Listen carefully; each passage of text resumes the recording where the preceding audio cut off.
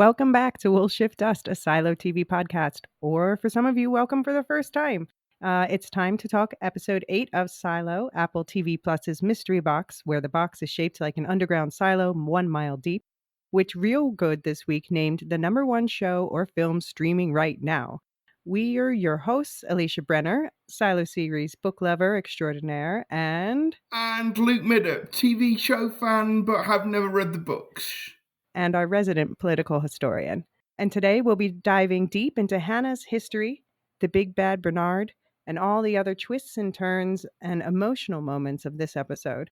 This is your official spoiler warning. We will be discussing episode 8 of Silo and everything leading up to it, and I will be discussing the equivalent parts of the books. But don't worry, I won't be spoiling any of the twists and turns to come. We aren't watching ahead, and I want to make sure that Luke and any listeners at home who are new to the story experience all the reveals fresh in real time. And honestly, with the show building out the world of the book so much, I often don't know what's coming yet either. So, Luke, Real Good, a website that calls itself the most extensive streaming guide in the US and the UK, they named Silo this week's most popular streaming show, up for number 2 last week, with Into the Spider-Verse, Avatar: The Way of Water, From, and the D&D movie rounding out the top 5. That's quite a list to top. Any surprises for you? It is, and no, I'm not surprised. Because actually, one of the things that I've noticed whilst doing the podcast is that the word of mouth around Silo has really built up on social media, on Reddit, on various message boards and stuff. So I think Silo has been a bit of a slow burn, but it's catching fire now. And obviously, I hope people who are new to the podcast go back and check out our previous episodes so they can see how unbelievably wrong I have been about many things in this universe. And how much our sound quality has improved so far. And how much our sound quality has improved, yeah. Yeah, I mean, quality catches fire, I guess, quality proves itself. Did you see Stephen King's been bigging up the show on Twitter this week as well? I did. And also I saw just how happy that made Hugh Howey, and it's like, Yeah. oh! I can imagine. That's the Godfather. That really is like the ultimate mark of quality, the ultimate seal of approval. Stephen King likes my thing. Yeah, exactly. And more good news, season 2 renewal. It's official, finally. We kind of already knew that this was happening, but now they're allowed to actually talk about it, and it's in the presses and everything. Now, the question, of course, remains, when will this be released, and will the writer's strike play a role? Now they're filming in London, so they're not necessarily subject to the rules, but I do really hope that they're respecting the strike. I really want all of the guilds to strike together, force the studios and streamers to take them more seriously, and to come to a quicker solution that protects creatives. As a creative myself, I've seen how publishers and distributors have taken advantage of the changing norms with everything going digital and figuring out ways to pay creatives less for the same amount of work. And now we see many starting to over-rely on AI, which is built on the backs of the creators who are being screwed over by it, plus many real humans working minimum wage. And yeah, we've seen quality go down as a result of it. Like if you're a regular Googler, you might have noticed the quality of your results diminishing, for example.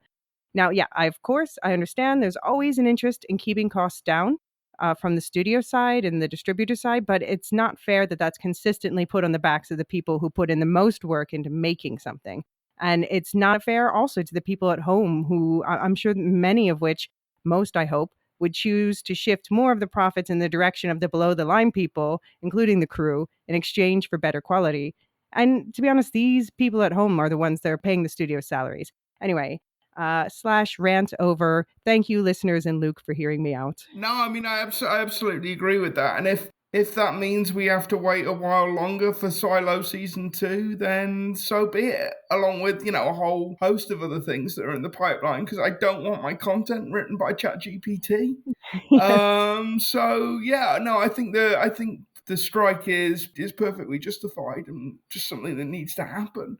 Yeah. And yeah, listeners at home, don't worry. If there's a long wait, this feed's not going to be going dead. We do have plans for more content in the future that will be of interest to fans of Silo and sci-fi in general. So we'll be keeping you posted on that as the season wraps up. Now, Luke, I guess it's time to get into the episode itself, wouldn't you say? Yes, and I have really mixed thoughts on this episode. So there is some stuff in it that I really, really like, and there is some stuff in it that I just got a problem with. And I think that the things I like and the things I don't like can be separated into two buckets. I really like most of the character stuff. So I love the interaction between Sims and Gloria.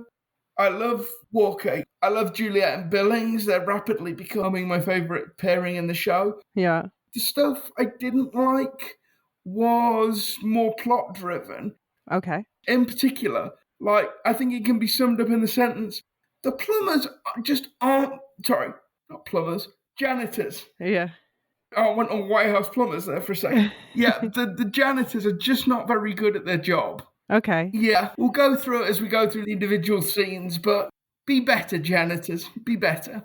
Yeah, no, we're definitely going to break all that out and, study it with the magnifier, just as if we're Hannah Nichols, including, yeah, we also obviously got some interesting feedback about people who have different feelings about some of the plot points. But overall, I think that a lot of people really like this episode. And I would say that I did too. I was just telling you off air that it's one, I've been talking about the episodes that they were lining things up to, start to get back in line with the reveals of the books.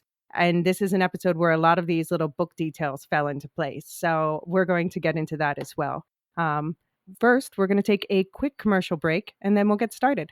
See you in a minute. Your regularly scheduled breakdown will begin in 3, 2, 1. And we're back.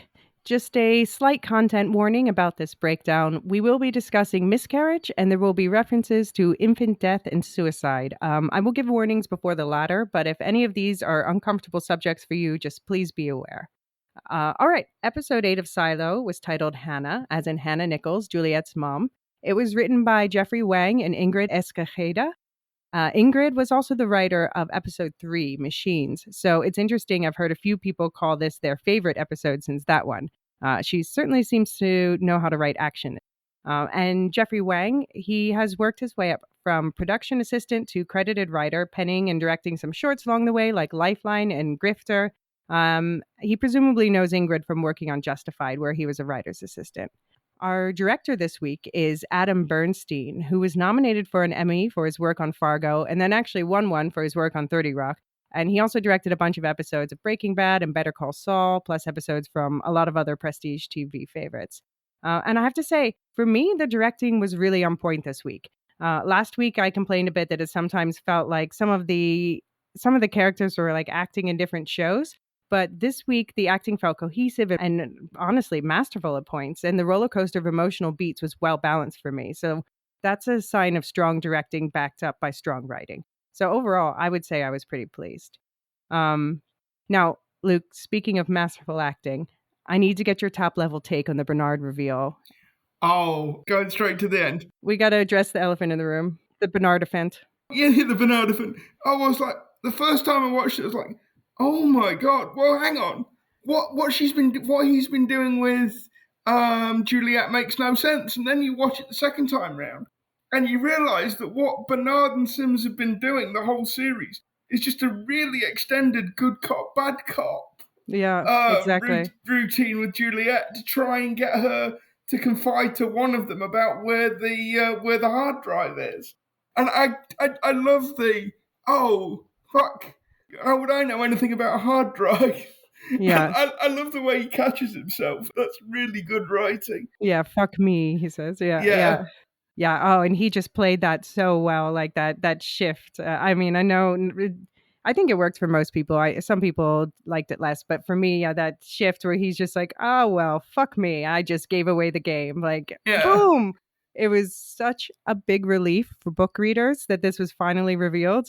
Oh, because you thought they might be going that far off book with Bernard. Well, yeah. So Tim Robbins has been so convincingly playing Juliet's ally that a lot of people were worried that Sims had like actually replaced Bernard's book role in the show, which would be like a much bigger change than any of the others we've discussed so far, with ramifications for the story going forward.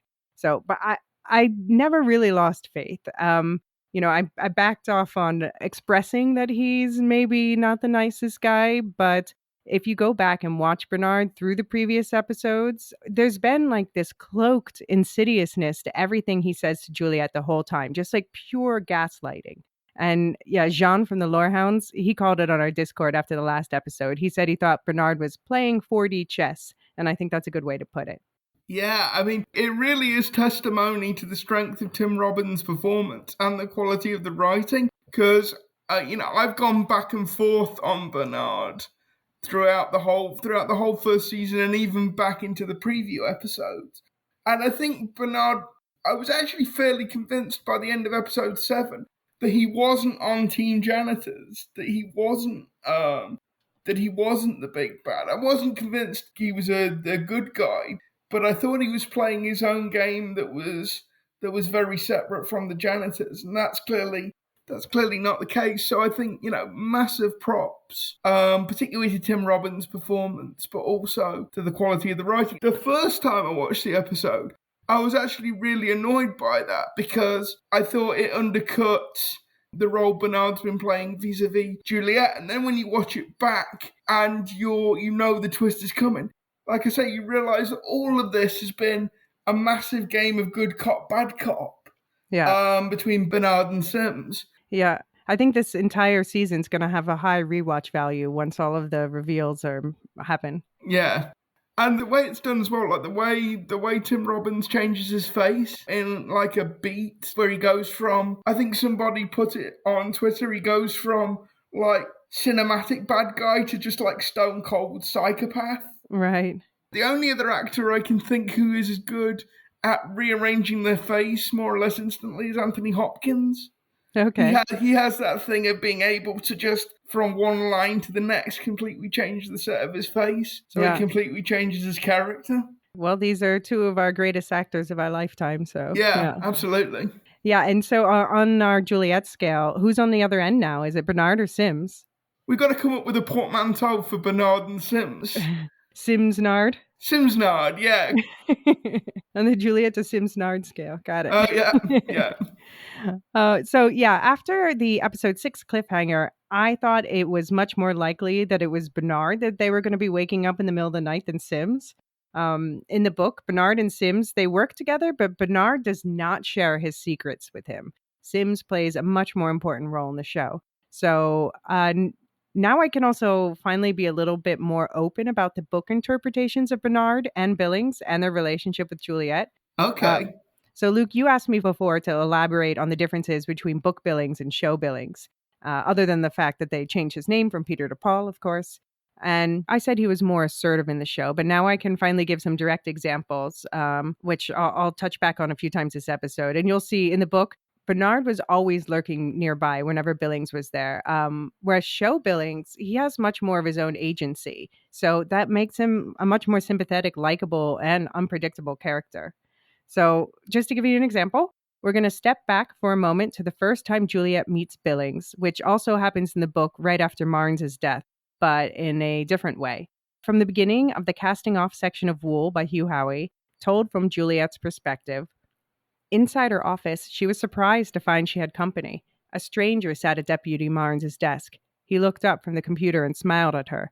She was about to ask who he was when Bernard, she refused to think of him even as interim mayor, stepped out of the holding cell, a folder in hand, smiling at Juliet. How were the services, he asked, because in the book, Bernard didn't even go to Marnes' funeral. Juliet crossed the office and snatched the folder out of his hand. Please don't tamper with anything, she said. Tamper? Bernard laughed and adjusted his glasses. That's a closed case. I was going to take it back to my office and refile it. Juliet checked the folder and saw it was Holston's. You do know that you report to me, right? You were supposed to have at least glanced over the pact before John swore you in. I'll hold on to this. Thanks. Juliet left him by the open cell and went to her desk. She shoved the folder in the top drawer, checked that the data drive was still jutting out of her computer, and looked up at the guy across from her. And you are? He stood, and Deputy Marnes' chair let out its customary squeak. Juliet tried to force herself not to think of it as his anymore. Peter Billings, ma'am. He held out his hand. Juliet accepted it. I was just sworn in myself. He pinched the corner of his star and held it away from its coveralls for her to see. Peter here was actually up for your job, Bernard said. Juliet wondered what he meant by that, or what the point was to even mention it. Did you need something? She asked Bernard. So, yeah, Luke, does that interaction feel different from the ones we've seen between Juliet and Bernard before this episode? Yeah, because like you say, that point, Billings as being much more of Bernard's stooge. Right. Whereas there is elements of that in Billings' performance in the show. But like you say, he's much more assertive, he's a much more morally ambiguous character. And I think he has, with the syndrome as well, which is an invention of the show, he has much more of a rounded backstory. And the fact that he has the syndrome kind of bears on everything he's doing. Right. Particularly in this episode, because we find out that the stress of being a deputy is making the syndrome worse. Right, definitely. Yeah, the contention between Bernard and Jules is also just much more clear in the book. And yeah, the Peter Billings of Wool is also of the lawful orientation, but so much meeker. And he's kind of even a little mean-spirited at points. Julia, she's surprised he would be in law enforcement. She thinks to himself, he's more of the IT type, which I guess is, IT is, again, just like looks like the big bad from the beginning, even though not every person who works in there is, like Allison, of course. For example, I talked in episode 6 about the case that got thrown away during the book's forgiveness moratorium, about the person who ate their neighbor's rat and then sued the family whose pet he ate for having an illegal pet in the first place. And when Billings hears this, he chuckles. Now, I don't know. I feel like show Billings would be too earnest to chuckle at someone eating someone else's pet. What do you think? Yeah, I think Billings would be appalled at that. Yeah. And also, yeah, the book shows Juliet as being a more diligent worker than Billings, which is definitely a change. So, like, she talks about keeping Billings in the office well past what Peter Billings considered sensible working hours. And the book also shows her planning work for him to do the next day and putting her own sheriffing work before her investigation. That's Yeah. interesting, because that's quite a big shift in Juliet's character. Why do you think they would do that? I think probably just to keep the show more focused on the central plot of, who killed George, who killed Mons, who killed Mayor Johns. And like, we had the incident in last week's episode to show the ordinary sort of tasks of law enforcement in the silo and to show the sort of building tension in the silo. But I think the TV show makes the wise decision that they're doing enough world building and building out sideways enough that they don't need to necessarily show the sort of 9-to-5 tasks of being sheriff. Right. And also I think that might get confusing for a TV audience that, if you're reading a book, if there's a confusing passage, you can go back and read it a couple of times until you've got the meaning of it. Whereas with a TV show, you kind of are moving. You have to move steadily forward. So you want to keep the plot as linear as you can while still building out the world. Yeah, I mean, I think having Juliet be more obsessed with the investigation definitely helps drive things forward in the show. Yeah. That makes sense. But the book, not to give you the idea that like book Billings totally sucks, because you do get some glimpses that, he has some personality in there, and left to their own devices, the two might actually be friends. For example, there's this exchange. "Hey, Peter," Juliet says. He looks up from his keyboard. "Yeah?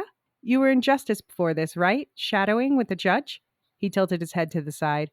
"No, I was a court assistant. I actually shadowed in the Mids deputy office until a few weeks ago. I wanted that job, but none came up," which is obviously different from the show, but it doesn't matter. "Did you grow up there or the up top?" Juliet asks. "The Mids." His hands fell away from his keyboard to his lap. He smiled. "My dad was a plumber in hydroponics. He passed away a few years ago. My mom, she works in the nursery." "Really? What's her name?" "Rebecca. She's one of the..." "Oh, I know her. She was shadowing when I was a kid. My father..." "Yeah, he works in the upper nursery. I know. I didn't want to say anything." "Why not?" "Hey, if you're worried about me playing favorites, I'm guilty. You're my deputy now, and I'll have your back." No, it's not that. I just didn't want you to hold anything against me. I know you and your father don't..." Juliet waved him off. "He's still my father. We just grew apart. Tell your mom I said hi." "I will." Peter smiled and bent over his keyboard.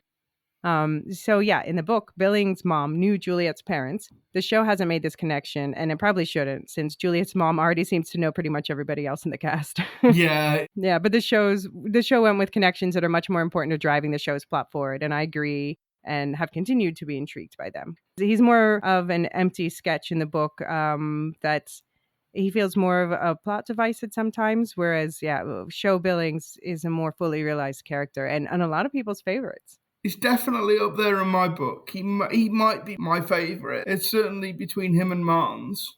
Okay. Yeah, I mean, I guess I have to go with Lucas and Juliet, of course. But I've been really surprised by how much I've enjoyed side characters in this show, like Shirley or even Sandy. Walker, of course, is one of my babies. Yeah. She's like mama baby. Yeah, when I read the name Walker now, I picture Harriet Walter, and and in the book, Walker's a man, so they keep referring to him as a man, and I do. And as soon as they say he, then the image I always had of Walker before that jumps into mind, which is like quite a physically different looking person than Harriet Walter. Yeah. Yeah, okay. But now that we've caught up a bit on the backstory, let's jump into the plot of episode 8 itself. So, the opening recap of last week's episode reminds us that what Bernard is most concerned with is the power of the servers falling into the hands of the wrong person. So, you were skeptical last week that he was actually afraid of Meadows taking over the servers. Knowing what you know now, who do you think he's really talking about when he says the wrong person? I don't think he's talking about anybody at this point. I think he's just trying to lure Juliet into sharing a confidence, particularly confidence about where that hard drive is, to get Juliet to try and give him more information about where she is in this case, in this relics investigation. That Bernard almost certainly knows isn't a relics investigation. It's an investigation into who killed Marnes and Mayor Jones. So I think Bernard was probably making it up. So you don't think he actually has any such fears? No, I don't at this point. All right. I'm gonna say that I definitely do. I Okay. definitely think that, Bernard, even though his villainry has been revealed, he still thinks that what he's doing is the most important thing in the silo. He definitely believes that. And I think that, he thinks what's on those servers is the most important thing in the silo. No. Sorry, just to clarify. I absolutely believe he thinks the servers are the most important thing. I think what he was making up was the part about the threat from judicial to well, yeah, he knows it's not, but I'm saying if not judicial, you don't think there's anyone else he's afraid of? I don't think there's anybody else.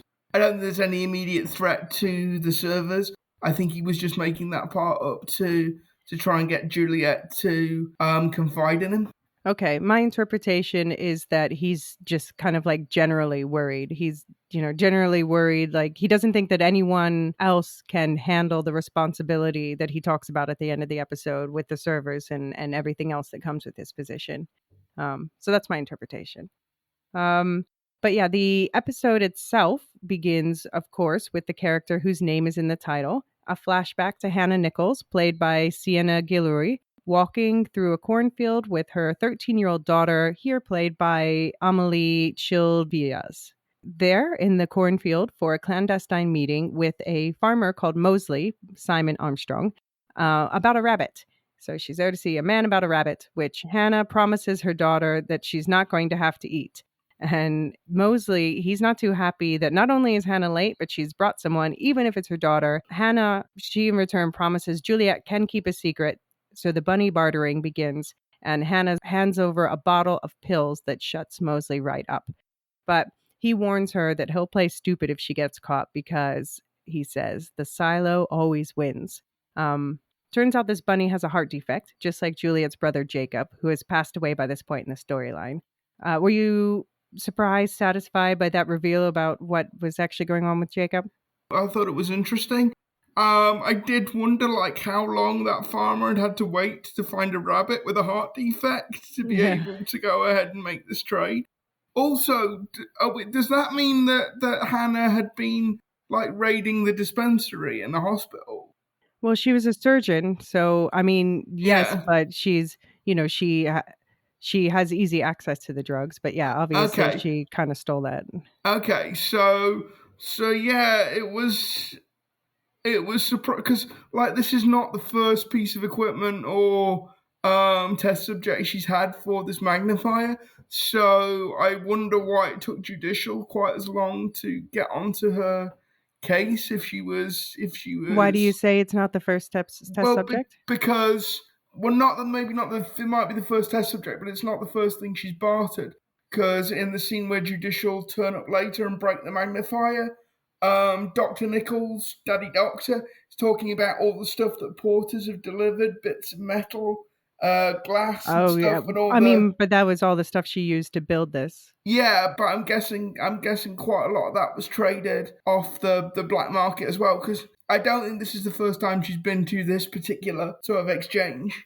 The thing is that all of the individual parts in that machine are on their own legal. It's only the way she put them together that they become illegal. Okay. But that train of people delivering stuff, can that leaves a trail that she's putting something together. Yes. Who needs that many pairs of glasses and magnifying glasses or whatever? Yeah, quite.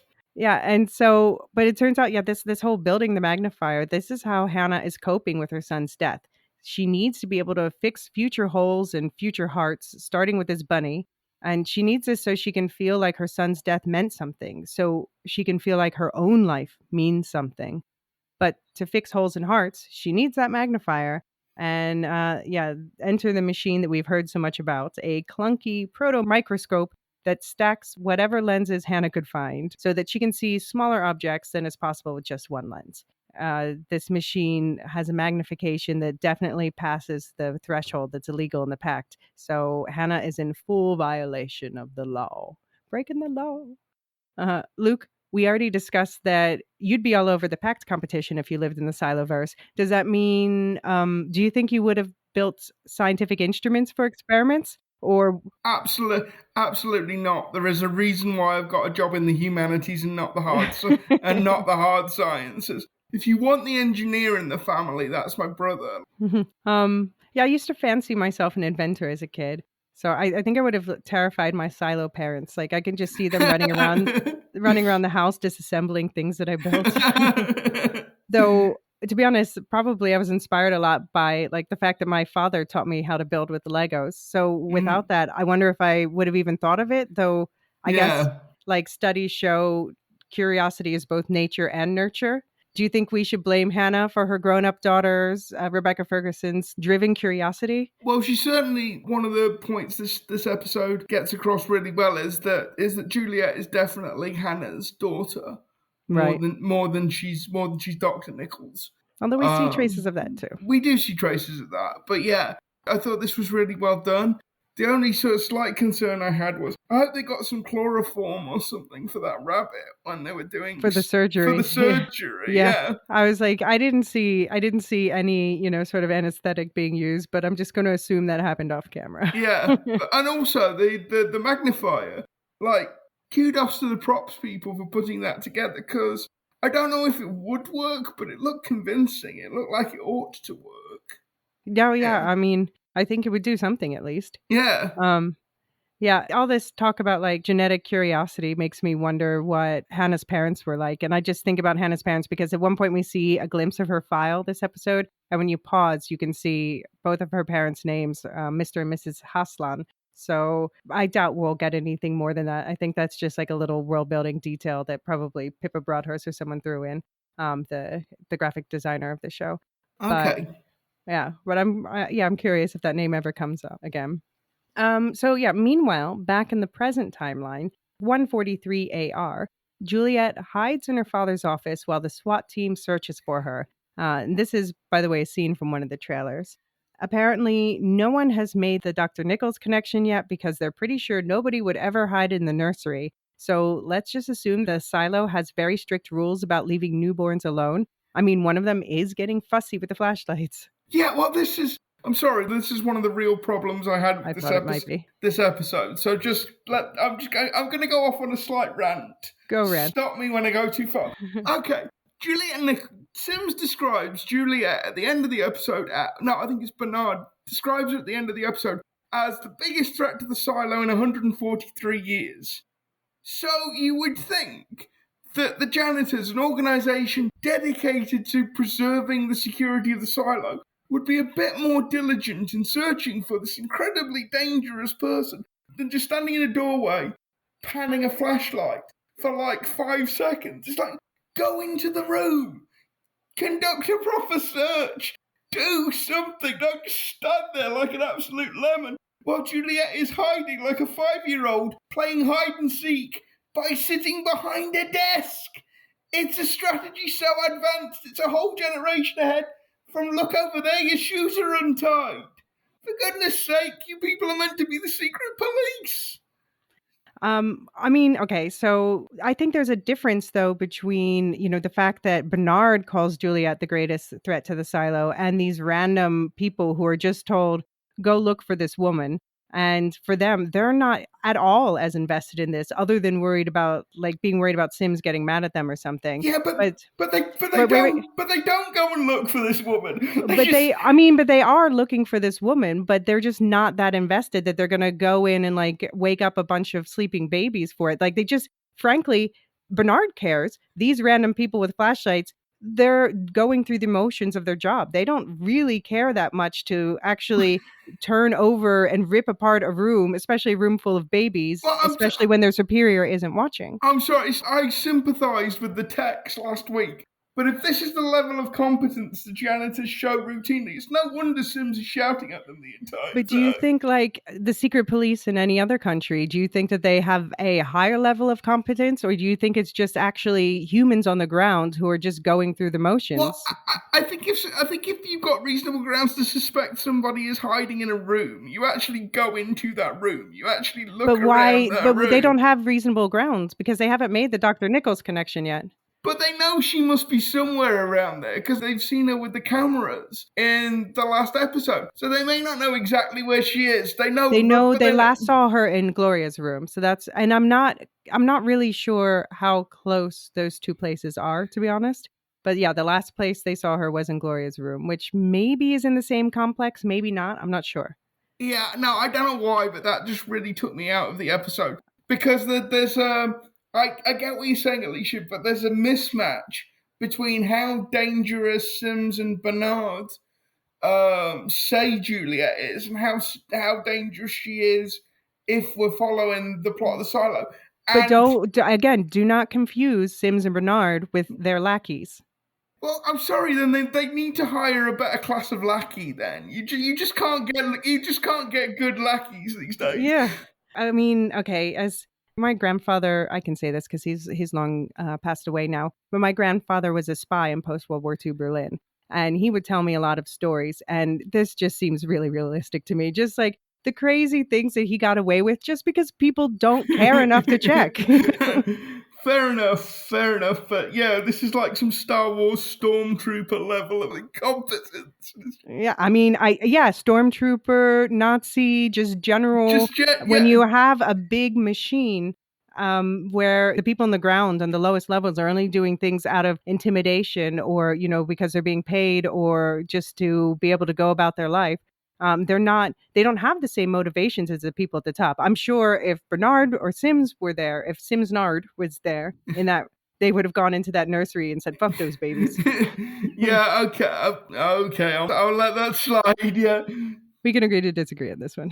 Yeah. Okay, so and once they're gone, by the way, Juliet, she tries to use her father's computer to look on the hard drive, and this is where she learns that he doesn't have the right permission level to access that content.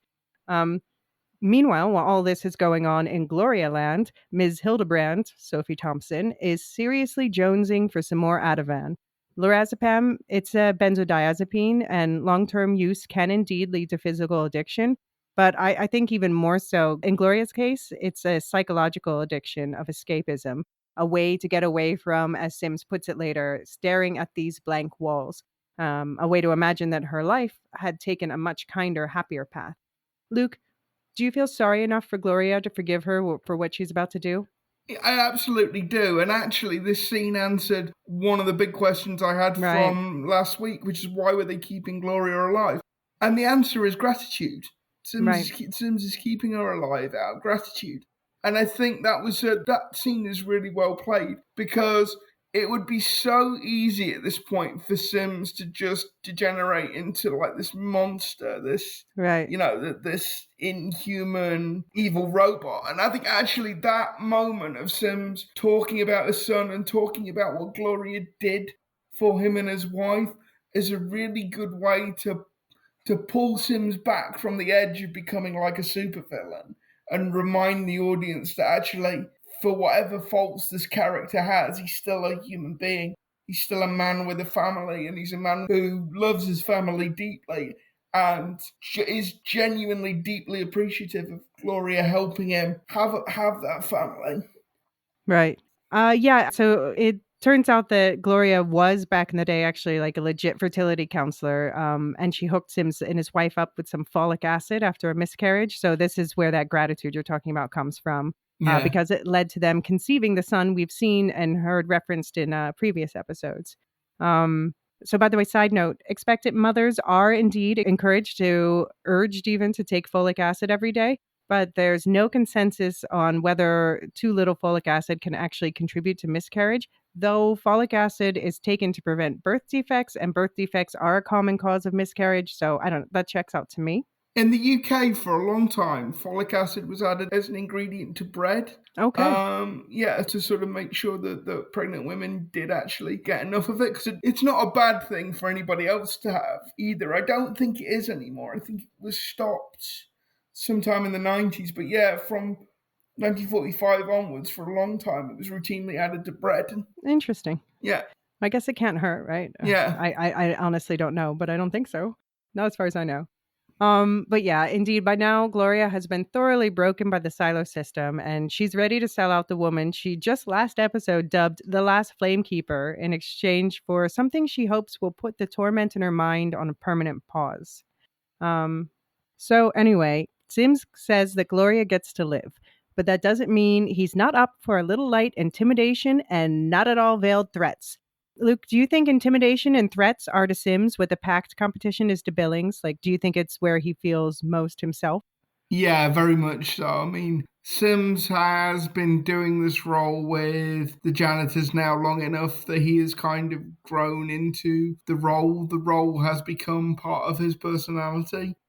I was thinking very much of that phrase about how if you wear a mask long enough, it just becomes part of your face throughout this entire scene. Because, yeah, what Sims is threatening Gloria with is genuinely monstrous.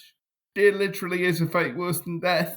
And yet he is entirely comfortable making that threat. And it's not an idle threat either, despite, all the help that Gloria has been to him, despite the gratitude he genuinely feels. I've no doubt the Sims would have followed through on that threat, would have gone home and, slept the sleep of the righteous.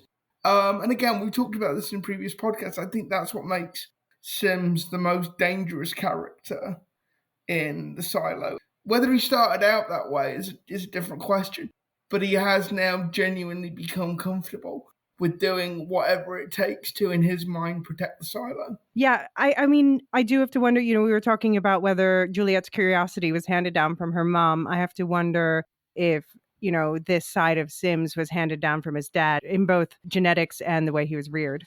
Yeah, and you've got to wonder what that means about Sims' son. I'm not sure we've ever been told what his name is, but yeah, we've got to wonder whether this is like an ongoing thing in the Sims family. Yeah, I mean, it seems like at least at this age, he's young enough that Sims is just babying him still. In the interaction we saw, is more about him protecting him.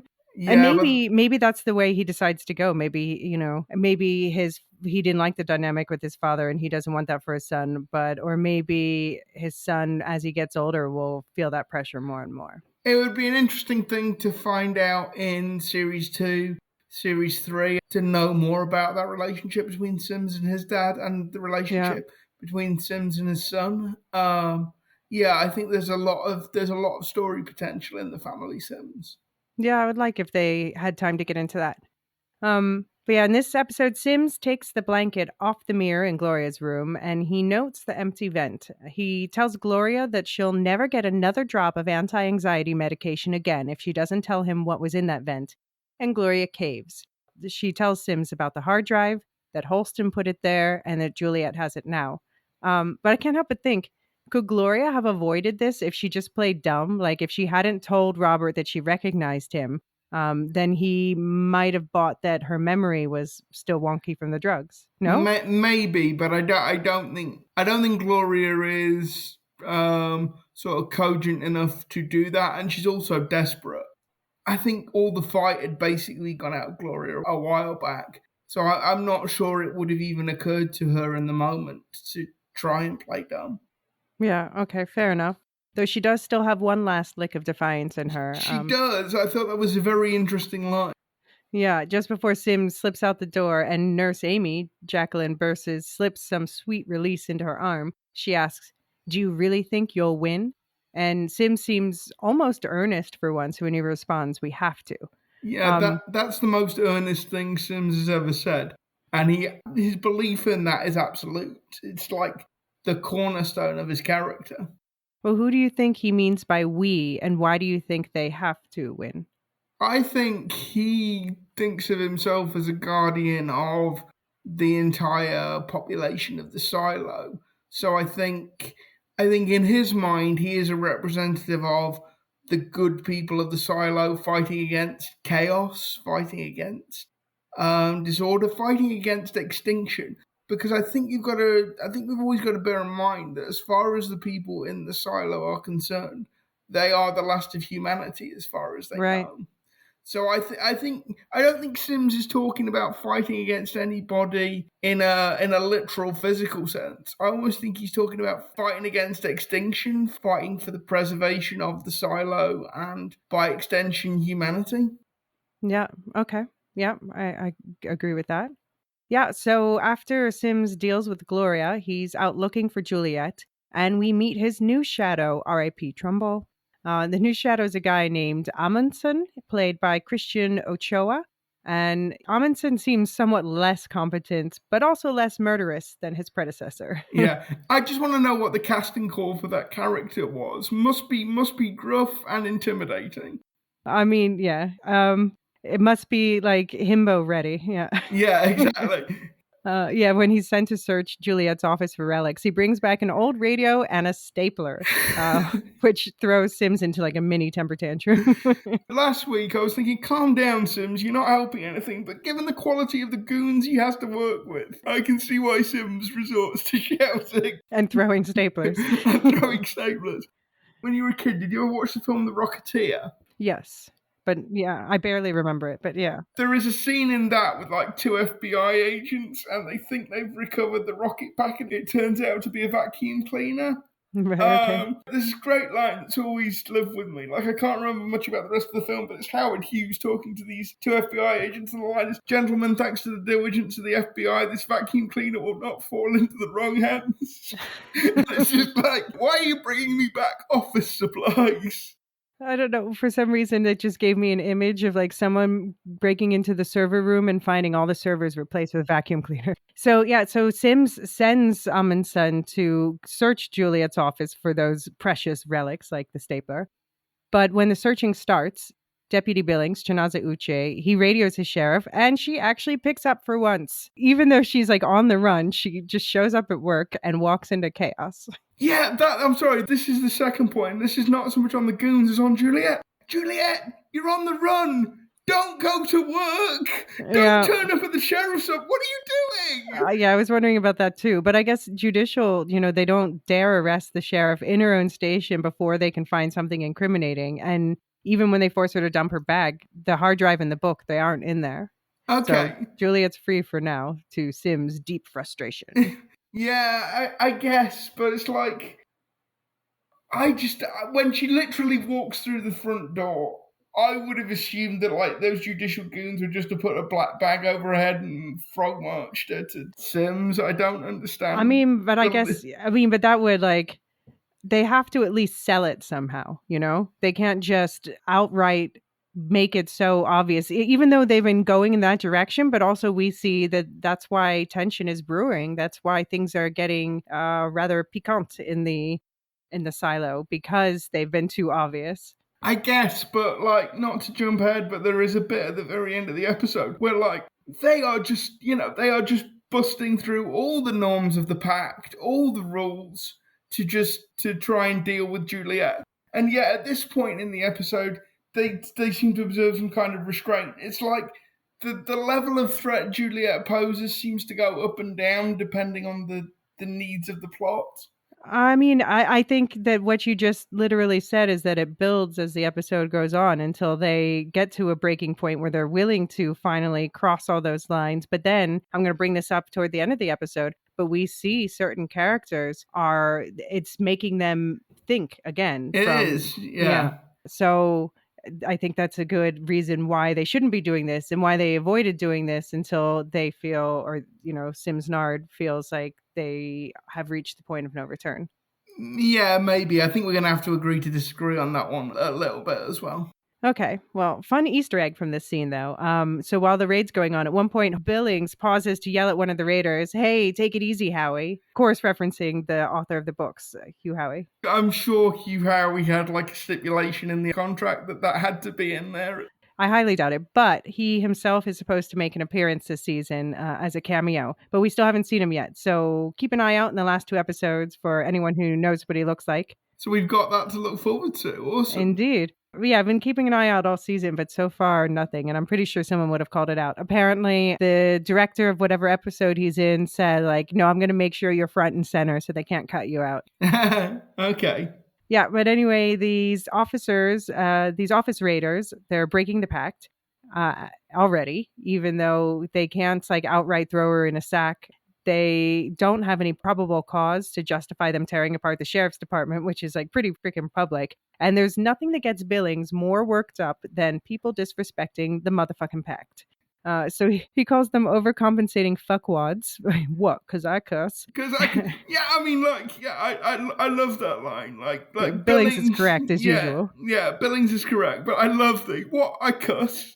I just and it's not just that they don't have probable cause. Like Billings says, they skipped about 10 steps. Right. There's supposed to be a sit down with the judge, with the mayor. There is all sorts of protocol and procedure that is meant to be going on here. I did think it was interesting that Billings was the only one of the deputies that we saw protest. Like all the other deputies in the station just cleared out the way. Well, we see later on that they are not exactly, I use the word assertive for Billings, and that does not apply to the other deputies in that station. Yeah, but I just think that says something about Billings' character. Sure, yeah. That he is the only one, as far as we see on screen, that protests, yeah. Absolutely. And yeah, we get some more Billings and Juliet action. So at first, Billings, he asks Juliet about Meadows in front of other people about that meeting, the breakfast meeting. And Juliet lies to Billings, again, by corroborating the story that Judge Meadows is really sick and says nothing about what she learned about the real chain of command until she drags him into her office, even though the door is still open. And she tells him the truth. Meadows is not the power she seems to be, but Billings just can't believe that his work buddy Robert could be the one really pulling the strings. He enforces the pact, he explains earnestly. Now, Luke, do you think Robert's been slipping into Peter's apartment in evenings, like yoinking beers from his fridge like a best buddy? Why do you think Billings can't see Sims's dangerous side yet? I don't know, actually. I certainly don't think he's been breaking into his apartment and yoinking beers. But I love the fact not breaking in, but like he did with Marnes. Yeah. Waltzing in. Yeah. I love the fact, by the way, that he refers to him as Robert rather than Sims. Yeah, they're work bros. Yeah. I think if you give Billings a chance to sort of sit down and process it, I think he would sort of come round to the idea, but I think it's just the shock of like somebody you've been working with for a long time is not, if you were told that they're not the person you thought they were, I thought it was just like the initial shock of trying to process new information. But I think certainly by the end of the episode, I think Billings has come fully round to the idea that Sims is not the person he thought he was. Right. Yeah. True. Yeah, Billings, he can't deny that this search and seizure process is indeed not following protocol. So he lets Juliet drag him off to judicial. But first, his raid on the sheriff's office, it triggers memories for Juliet of a raid on her home as a child when they were searching for her mother's magnifier, when they broke the chair that we saw Juliet fix in a previous episode. And in this, we get a flashback. We see Hanna pleading with her husband, Ian Glenn, to understand her. And it turns out, we find out later that he actually did. but he just couldn't or wouldn't do anything to stop the raiders, to give them the idea that he wasn't cooperating at all, which is an action he tells his daughter 20 years later that he regrets. But all he can say right now, while this raid is happening, is that his wife put the family at risk making an unsanctioned device. Why is a magnifier even illegal in the first place, she asks. I don't know, but there are rules, is his unsatisfying answer. You're good at following the rules, I'll give you that, she retorts in one of their final interactions. Do you think Peter Nichols is like Paul Billings in his devotion to the rules, or do you see a difference? No, I think Dr. Nichols, I think, is it Peter or Pete? Because he signs the message to Walker as Pete Nichols. Pete is just a nickname for Peter, so just like Okay. Jules is for Juliet. Okay, well, anyway, I think he is so scared of something happening to his wife, something happening to his daughter, or him not being allowed to practice medicine in the silo. I think I don't think he's dedicated to the pact. I think he's just scared. And I mean, who can blame him? He suffered a bereavement, he suffered a tragedy, and I just don't think he wants any more of the people in his life to be hurt at this point. The irony of that, of course, is that his unwillingness to stand up for what he knew to be right in the moment cost him everything. And yeah, I thought this was a really well done scene, because we don't know much about Dr. Nichols. We've only seen him in a couple of scenes. We don't know anything about Hanna Nichols, but rather like Holston and Allison, the quality of the writing here sets up their relationship and the way it's fractured really well. Like that line, "You're good at following rules." Like Sienna Guilfoyle absolutely delivers that, and you can tell that's an absolute Guillory, yeah. gut punch. Yeah, that's an absolute gut punch. Yeah. I also read Dr. Nichols is like being he really hates dishonesty. Like, just it makes him feel really uncomfortable to just not be completely frank and open, Yeah, I think there's a lot to that. Yeah. Because we saw last episode when he was trying to sneak Juliet into the hospital, just how uncomfortable he was with the idea of lying. So yeah, I think there is something to that. Yeah, the discomfort of dishonesty. Yeah. So finally, on her husband's urging, Hanna, tired of them tearing the house apart and upsetting her daughter, just comes out and gives the thing to them. It had just been standing in plain sight, pulled apart into pieces that just looked like decor and household objects. So the raiders had no idea what they were looking for, even really. But once it's been identified, they smash it, smashing Hanna's spirit along with it. And Juliet and her mother, they both assumed that Dr. Nichols had ratted Hanna out, though we later learn he didn't. Hanna dies thinking that her husband had betrayed her. Trumbull to Holston, where does his death sit for you in the heartbreak scale? Oh, it sits definitely towards the Holston end of the scale. Because, like you say, I don't think it was actually the breaking of the magnifier that led her to take her own life. I think it was actually the sense of betrayal, and that sense of betrayal is completely misplaced. Right. I thought it was really tragic. I thought it was a really smart choice not to show, just to tell us the consequence of what happened next without showing it. I think that would have been gratuitous, and I think it would have been wrong. I think you get all of the emotional impact you need by having the audience read between the lines. Yeah. No, I'm glad the violence hasn't been graphic. It hasn't been gratuitous. It's just been furthering the plot, really. Yeah. So I do appreciate that. So do you think it's true what Juliet says later, that they saw her through the mirrors, or do you think it was the farmer who turned her in? Because he apparently got arrested and he did not have her back. He made that clear. Yeah, I mean, I think it was probably a combination of the two. I think I could easily see a situation where the farmer says something, and so the janitors put a camera in the Nichols' apartment. So it's probably a little from column A, a little from column B. Yeah, that's true, because they wouldn't have really been a target for surveillance before that. They wouldn't have had any reason to pay attention to that family. Yeah, so I think, like I say, I think it's probably both. Right. But on the plus side, the bunny survives. When the raiders ask where the rabbit is, Hanna says it died and they ate it, despite having promised Juliet that she would never have to. And the raiders, they look to Dr. Nichols, the person they trust more, for confirmation, and he gives a slight nod that, for a moment, it breaks my heart. But it turns out it was a ruse, because the rabbit is still alive, hiding in Juliet's room. And so Dr. Daddy, he does come through in that way. The only time we've seen him lie convincingly. Yeah, and it's interesting that he lies by not saying a word. Right. He just nods. And yeah, I mean, I'm really glad that they did that, because I know it's like a trope of you can't kill the dog. But again, I just thought that whole scene was so sad and so loaded with pathos. Had Judicial taken away the rabbit as well, that would have been almost Yeah. too much in that scene. I don't want to think what they would have done with the rabbit if it were handed over. Yeah, But do you think that's what Peter meant when he urged Hanna to stop the search before they started going into Juliet's room? Do you think he was thinking about the rabbit? that hadn't occurred to me. I just thought he was, saying that Juliet's been through enough. Don't have Judicial wreck her room. But Right. you're probably right. He probably was thinking of the rabbit, because then that they'd be in even worse trouble because they had an unsanctioned pet. So Well, yeah, and that would scar Juliet even more, yeah, and yeah, and yeah. I don't think Dr. Nichols likes death. He could, if any character's a vegetarian, I could believe he was, him or Billings. But after her mother's funeral, and it's a lonely one thanks to her mother's suicide, presumably as Juliet is planning her runaway, she releases the rabbit back into the same field where they got it. Now, some book readers are wondering if this is a fun Easter egg, because in the book, Johns and Marnes reminisce about a case where someone had been stealing from a garden level, and the lawmen were going mad trying to find the culprit. And eventually they figured out that it was an escaped rabbit eating all the plants.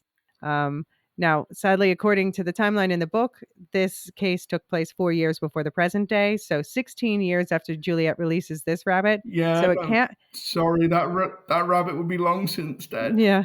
Yeah. No, it can't be the same bunny. But I like to think this bunny met another escaped bunny, maybe somebody's illegal pet, and they like had lots of little bunny babies. And it was one of their babies who terrorized the garden messing with Marnes. That's my headcanon. Well, yeah, I like that headcanon, because it would mean at least there was one happy couple in the silo. No, true. And they didn't have to win a lottery to have kids. Didn't have to win a lottery or anything. So yeah, okay. Not to go back to a heavy subject, but it's that kind of show. Hannah's apparent suicide, it's actually the last piece in the puzzle that I was waiting to share a scene from the book with you all. This is an extended version of the scene we got in episode 3 when Mayor Johns and Marnes stopped in the nursery to talk to Dr. Nichols on the way down the silo to meet with Juliet. The description Dr. Nichols offers in that scene, it was actually the first way we really learn anything about Juliet in the book. We don't meet her before that. And he has a lot more to say than we saw on TV. So basically, they've been spreading the details of the family backstory from that scene out across the season and, building it out, as we keep saying. So this is what happened during that meeting in the books. Now, note, there are some differences in the details. The name of Juliet's brother, their ages. There's, of course, no mention of the magnifier because that's a show thing only. And also, this comes with the content warning. There will be a brief mention of infant death and suicide because this book loves some shady suicides. So if you don't want to hear about that, then skip forward twice. But those who stick around get to enjoy some nice Marnes and Johns feels. Now, told from Mayor John's perspective, as she and Marnes listened to Dr. Nichols speak about his deceased son, his name was going to be Nicholas, my father's name. He was born prematurely, 1 pound, 8 ounces. The clinical precision in his voice was somehow sadder than his processing any feelings might have been. They intubated, moved him to an incubator, but there were complications. Dr. Nichols looked down at the back of his hands. Juliet was 12 at the time. She was as excited as we were, if you can imagine, to have a baby brother on the way. She was 1 year out from shadowing her mother, who was a delivery nurse. Nichols glanced up. Not here in this nursery, mind you, but in the old mid-level nursery where we both worked. I was still an intern then. And Juliet, Mayor Johns, still didn't understand the connection. There was a failure with the incubator when Nicholas... The doctor turned his head to the side and he reached halfway to his eyes, but was able to compose himself. I'm sorry, I still call him that. It's okay. Mayor Johns was holding Deputy Marnes' hand. She wasn't sure when or how that had happened. The doctor didn't seem to notice, or more likely care. Poor Juliet, he shook his head. She was distraught. She blamed Rhoda at first, this experienced delivery nurse who had done nothing but work a miracle to give our boy the slim chance he had. I explained this. I think Juliet knew. She just needed someone to hate. He nodded to John's. Girls that age, you know? Believe it or not, I remember. Johns forced a smile and Dr. Nichols returned it. She felt Marn squeeze her hand. It wasn't until her mother died that she took to blaming that incubator that had failed. Well, not the incubator, but the poor condition it was in, the general state of rot all things had become. Your wife died from the complications? It was another detail Johns felt she must have missed from the file.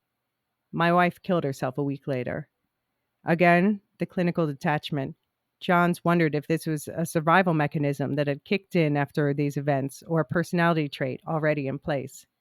Seems like I would remember that, Deputy Marnes said, the first words he'd uttered introducing himself to the doctor. Well, I wrote the certificate myself, so I could put whatever cause I wanted. And you admit this? Marnes seemed ready to leap off the bench. To do what, Johns could hardly guess. She held his arm to keep him in place. Beyond the statute of limitations? Of course, I admit it. It was a worthless lie anyway. Juliet was smart, even at that age. She knew. And this is what drove her. He stopped himself. Drove her what? Mayor Johns asked. Crazy? No. Dr. Nichols shook his head. I wasn't going to say that. It was what drove her away. She applied for a change in casters, demanded to move down to mechanical, to enter the shop as a shadow. She was a year young for that sort of placement, but I agreed. I signed off on it. I thought she'd go, get some deep air, come back. I was naive. I thought the freedom would be good for her. And you haven't seen her since? Once, for her mother's funeral just a few days later. She marched up on her own, attended the burial, gave me a hug, then marched back down, all without rest from what I've heard. I try to keep up with her. I have a colleague in the deep nursery who will wire now and then with a bit of news. It's all focus, focus, focus with her. So, what do you think, Luke? Does this jive with your understanding of the story and these characters, details aside, especially Dr. Nichols? Yeah, it does. It does. And that's really powerfully written. Yeah. I can see why they made the changes that they did for the show, because the way they've done it in the show, it all feeds more directly into the central mystery. Right, exactly. Yeah. Yeah, and like I think if you'd done it the way it was done in the book, it would probably be too much of it would go off at too much of a tangent to the central story you're trying to tell. But wow, Hugh Howey can really write a scene. Yeah, somebody should turn his books into TV shows. Yeah, they should. Okay, so back in the present day, just before Juliet and Billings barge into Sims's office, we see Sims telling Amundsen, the beauty with no brains, to enact the Porter spy network. He wants every Porter questioned on whether they saw Juliet hand anything off to anyone. This may be the most sensible thing that Judicial does in the entire episode. Well, there's that. But now Sims, he has uninvited guests with a surprise, an uninvited arrest. For violating pact investigation protocols, or at least being in charge of the agents who did. So arresting Sims is definitely a surprise to Billings, and he's obviously not super thrilled about it, but he does go along with it, and he even shows off that pact competition winning brain. You can quote that thing chapter and verse. It was very impressive. Yeah, Sims sneers at him. All those pact bees you won as a kid finally paid off, huh, Paul? Seems that way, Billings quips, but then he kind of like bites his lip with uncertainty, and yeah, but he goes through with it. Do you get the sense that Sims is almost enjoying this? Because I kind of do. Sims knows how this is all going to shake out in the end. Yeah, he knows this is an effort in futility. And I think he's kind of amused and a little bit, and he kind of also admires the sheer moxie, the audacity that Juliet is showing in that moment. And also, yeah, I think he's genuinely amused by Billings' ability, even sort of 10, 15 years later, to recite the pact without missing a beat. Yeah, I thought that was actually really well done, because I think Common actually gets across that Sims isn't worried, he isn't intimidated, he's just mildly amused by the whole thing. Yeah, he tells Juliet that she'll regret it, and I think he genuinely believes it. And I have to say, I did too. Yeah. You know, I was like, he means it. He's gonna make you regret it. Yeah. So, but Billings going through with the arrest, does that knock him closer to Juliet on the Juliet to Sims Nard scale? I'm not sure in that moment Billings had an awful lot of choice given the amount of witnesses. Okay. But Billings is definitely the most intriguing character in the show because I still can't quite pin down his motivations or his ultimate loyalties. Yeah. I did like that when Amundsen sort of gives Juliet some serious side eye. I've got more than one pair of cuffs. Like she would Yeah. have happily arrested everybody in judicial if she could at that moment. Yeah, much to Billings' chagrin. Yeah. But as he puts it, once got nothing to do with it. She's the boss. Yeah. And Sims replies with an ominous "for the moment." But he puts out his wrist and plays along, pure bravado. Yeah. And Juliet, she also makes Amundsen put her stuff back in her office, which made me smile. Yes. I wanted to look like you were never there. Yeah, she's pushing it. She's feeling her oats. Yeah, she definitely is in that moment. But then she also she gets them all out of there and then shamelessly shuts the door, shuts herself into Sims's office and just does a little snoopy. No big deal. Obviously cameras are in there. I would assume, or maybe Sims has them not in his office. Yeah, but she's rifling through Judicial's files. And it just happens, just ever so coincidentally, to find her mum's file, which is Well, yeah. I mean, yeah. So she's opening the drawers and she notices that one drawer doesn't open as far as the one below it, and she's like, "Huh." And she investigates a little bit and finds out there's a false back, and she finds the latch and she gets it all the way open. And she pulls out 4 files, but we only see the names on 3 of them, and those names are Shirley Campbell, Martha Walker, and Hannah Nichols. Now, the last 2 names are no surprise. We know they were watching Hanna, of course, and I can think of half a dozen reasons why they might be interested in Martha. But Shirley, that's Juliet's friend from the Down Deep we see interacting with Walker later in the episode. Why do you think they would be watching her? I'm not sure they would be watching her. I sort of assumed that Shirley had a criminal record, had a run-in with Judicial at some point.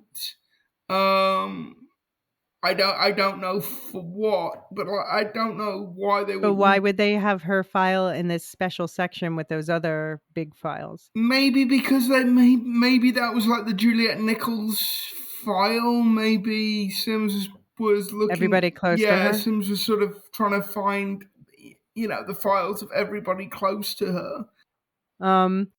Yeah, in the 4th file, we don't get to really see what it is unless maybe we see a little bit of the tape when she's looking through her mom's file. And if that's the case, then it is someone else with the last name Nichols. And there's an E's and T's in there. So either Juliet or Peter. But it's hard to say. Or it could be someone else altogether. Yeah. But in Hannah's file, we see her photo and the basic bio of her life and death. But the camera moves away when she turns the page and Juliet gasps at something. What do you think made her gasp? The identity of the real informant, that it wasn't her father, or something else?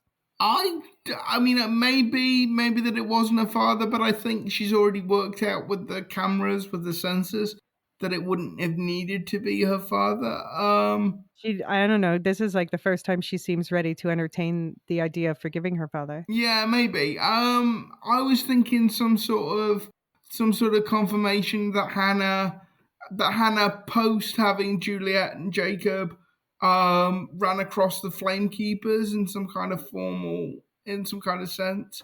Maybe that was meeting Gloria. Maybe that was meeting George's mum. Maybe it was meeting somebody else. Okay. Because in the last episode, Gloria was talking about she wasn't one of us, but it felt like we lost one of our own. So that does kind of imply that she and Gloria had met at some point, or so you think that knew each other at some point. I mean, but Rebecca already knows that. So if she saw that connection in the file, I don't think that would make her gasp, right? I mean, Rebecca, you know what I mean, Juliet. Yeah, Juliet. Yeah, but yeah, well, I guess what I'm saying is maybe at some point, Hannah Nichols was formally inducted. Maybe she became a Flamekeeper at some point. Okay. All right. Yeah, I don't know. Yeah, my assumption was it has something to do with her father because it's right after this scene that she's finally ready to listen to his side of the story. She just shows up in his office for reconciliation time, and what the internet at large has dubbed the most moving scene of the episode. Were you moved?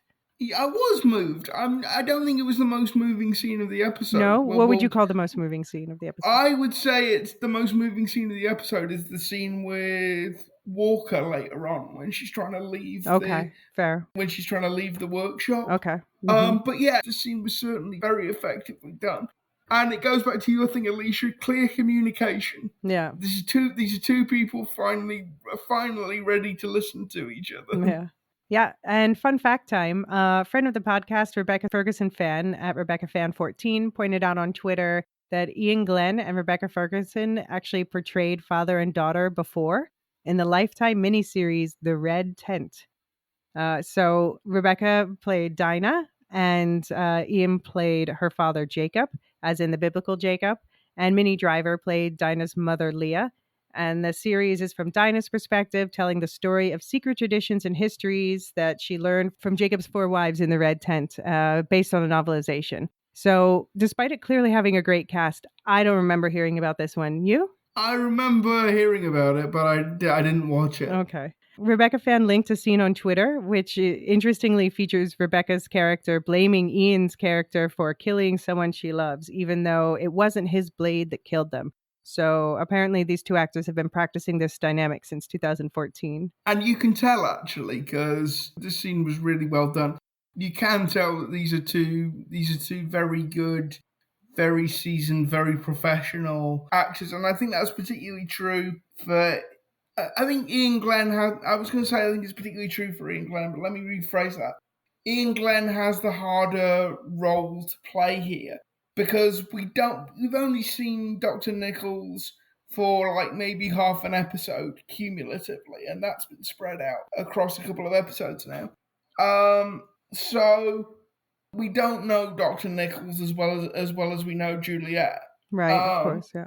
And so, yeah, I think that the amount of like emotional punch he manages to put into this scene is really impressive. And also, I like how sort of quiet and internalized this whole scene was. It would have been really easy, given like the emotional intensity of the scene, for them both to like really overact it. And actually, I thought it was the restraint with which they did this really big emotional scene made it work much better. Yeah, no, I agree. It really felt like they were reaching deep and touching somewhere personal, both of those actors. Yeah. Yeah, and now that Jules is ready to stop blaming him, Dr. Daddy shows some remarkable insight into his wife's state of mind before her death, especially for someone who comes off as distant, as Dr. Nichols does, even if he's a little less distant in the show than he is in the book. No, but I think the way that scene was written, I think it did it really well because, yes, he is a distant character, but he's a distant character that over the course of his career has spent a lot of time around grief. Right. And so he's almost explaining to Juliet the different types of grief and how it affects people differently. And it's kind of like the scene you read out earlier. He's almost analysing what grief does to people rather than feeling what grief does to people. Yeah. So, yes, he is a distant character, but he's sort of attempted to rationalise something that can't be rationalised or categorise something but I think, that is individual. I think, especially in the show, but also it evolves this way in the book. He's in some ways one of the warmest characters. He does, despite all of their years apart, there's no doubt that he loves his daughter. There's oh, no doubt at all. And I think the way he knows how to deal with things, and I think a lot of people would relate to this, is he thinks about them before feeling them outwardly. So he doesn't show it, but he says he recognizes that his wife's suicide wasn't about the magnifier. It was about Hannah's feelings of futility. And the magnifier was just kind of the last straw, and perhaps also thinking that her husband betrayed her would do it. But he blames himself for shrinking inward after his son's death, the way he'd seen other parents do after that kind of loss. And to compensate and deal with her own grief, Hanna, she turned outward. She needed to do something, the same way Juliet's grief over George pushed her to embark on her own dangerous odyssey. And then Julie and Petey hug, and it's like a real deep hug full of like a lifetime of love and regret. And I and many others around the world caught a little water in our eyes. Yeah, there are feels all over the place. Yeah. With that. But this is not the scene where I got the feels. Okay. The scene where I got a little bit teary was Walker in the workshop. Oh, I definitely got a different kind of feels. Yeah. And so Juliet's truth-telling escapade continues with her dropping some new intel on her father. They're watching everyone through the mirrors with sensors like the ones they use to show the outside world on the wall screens. But just as she's telling him this, they're interrupted by shady nurse Alice, Elaine Maxsoud, and who may or may not be a spy. We speculated about that in episode 2, I think it was. Yeah. 3? Yeah, episode 3. Yeah, 3. But yeah, maintenance, she says, wants to check the vents. So like, yeah, super subtle maintenance shit. Now, do you think that they followed Juliet there on the cameras? Do you think they know she was there? Or do you think it was just like time to check in on Papa Nichols to see if he was helping his daughter? No, I took that as they'd followed her on the cameras, because I think if it was just checking in on Papa Nichols, I think they happened too quickly, like literally. Yeah. Juliet turns up and less than 5 minutes later, maintenance are there. So I took it that they'd been following her on the cameras. Okay. So Juliet and her dad ask Nurse Alice to send off the maintenance crew for now. And Juliet tells her dad that she's sure they're there to install one of these cameras. And oh, by the way, the hard drive is in this room, hidden in one of the bassinets. Now, where do you think the book is? I don't know. Everybody seems to be obsessed with the hard drive. Yeah, I'm like, just because we have the hard drive doesn't mean I've forgotten about the book. Yeah, the book should, from like from the janitor's point of view, the book should be at least as important as the hard drive. Yeah. And nobody seems to be bothered about it. I mean, I don't know, did Juliet put it in her vent? But that seems like, obviously maintenance knows to check the vents now. Yeah, I don't know. I think again, like I said at the outset of the podcast, I love the character scenes in this episode, but there are just these little. They're not by themselves like big plot points, but there's just like an accumulation. Well, as far as the book, I'm not going to call it a plot hole until we don't see it again. Because, it's like the hard drive. She didn't have it when they searched her bag, but then it turns out she had stashed it in a logical place. So the same could very well be true. But again, it's just like Sims and the janitors should be at least as concerned about finding that book as they are about the hard drive. Well, the hard drive is much, much worse than the book, based on what we've seen so far, and we don't even know what else is on it. I mean, the book says, the book gives people the idea of what they're missing from the previous world. The hard drive tells them that they're being lied to. I guess. Oh, and also, did you notice in this scene, actually it's not in this scene, it's also in the scene with Lucas, Juliet keeps switching between calling them sensors and calling them cameras. Yeah.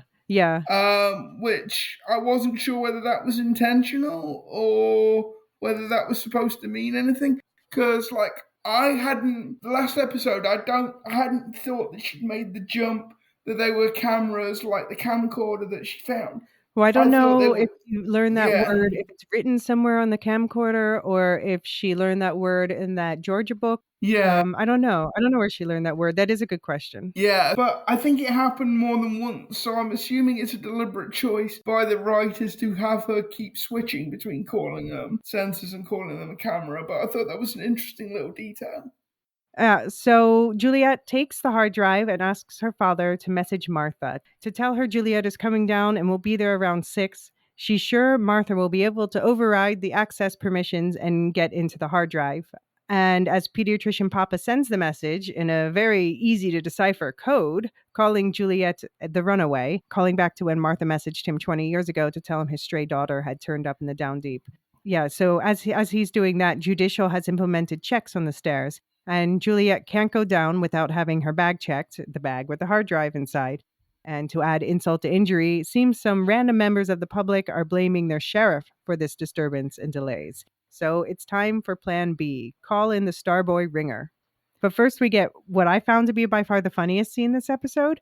Sims is in jail. With Mama Sheriff and Papa Chief Deputy out, the junior deputies are left watching the lion in his cage, and he definitely knows how to work them. He singles out a guy named Jerry, Leon Apkin, who he seems to know is afraid of him. And everything Jerry does in this scene, he looks to the peanut gallery of his fellow deputies for approval. So should he be given coffee as requested? The peanut gallery shrugs. That seems innocuous enough. Should he let him make a call? The peanut gallery shakes their heads in furious little movements kept small enough that they hope Sims won't notice. And Jerry looks visibly relieved when Sims says he won't hold it against him. Yeah, I mean, I think Sims sort of lives by the working assumption that 99% of the people he comes into contact with are afraid of him. Yeah. So yeah, I like this little scene, and it reminded me of the scene in The Dark Knight where the Joker is sitting in prison. You know that he's going to escape. You just don't know quite how and when. Right. Right. And like, to be honest, you know what? I think Sims is quite enjoying just chilling out. You know, it's probably the first time in days that no one has called on him for anything. He doesn't have to do anything. He can just drink his coffee. He can just drink his coffee and chill for like a couple of hours. But I do wish, I mean, apparently he talks them around because the next time we see Sims, he's walking free. So he must be able to get in touch with Bernard and get himself out. But we don't get to see that. Yeah, no.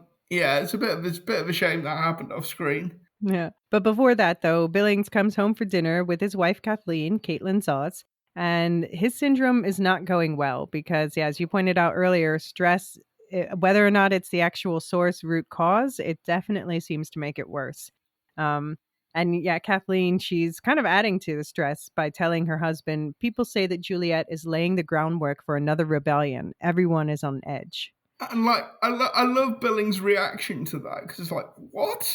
Who's saying that? He's like, tell people to calm the fuck down. Like, that hadn't even occurred to Billings. It's like, yeah, way to calm me down, darling. Thanks. Yeah, exactly. Thanks for that truth bomb there. Yeah, and it's also especially worrisome when we get the other perspective later in the episode where Shirley says in the Down Deep, Knox says they'd eventually punish us for the rebellion. Yeah. What did you think she meant by that? I thought that was the most interesting line of the entire episode because who is the us in that sense? Yeah, mechanical, the Down Deep, I guess. Down Deep. So, like, were the like inhabitants of the Down Deep 140 years ago, were they the descendants of the rebels? Is the Down Deep basically like the Silos version of Australia? Good analogy. I thought that was really interesting. Yeah. Well, yeah, it does seem like it's just building a tension where there's people up top blaming Juliet, but also you can imagine that, yeah, apparently the Down Deep is worried about the fingers being pointed toward them, which I guess it doesn't help that Juliet comes from there. Yeah.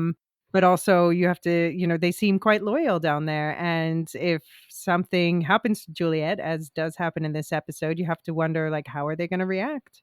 Yeah. Because like Knox said in episode 3, they take care of shit. Right. And yeah, like there is, I think, in Mechanical a stronger sense of like tribal identity, of class identity, than there seems to be in IT or judicial or the sheriff's office.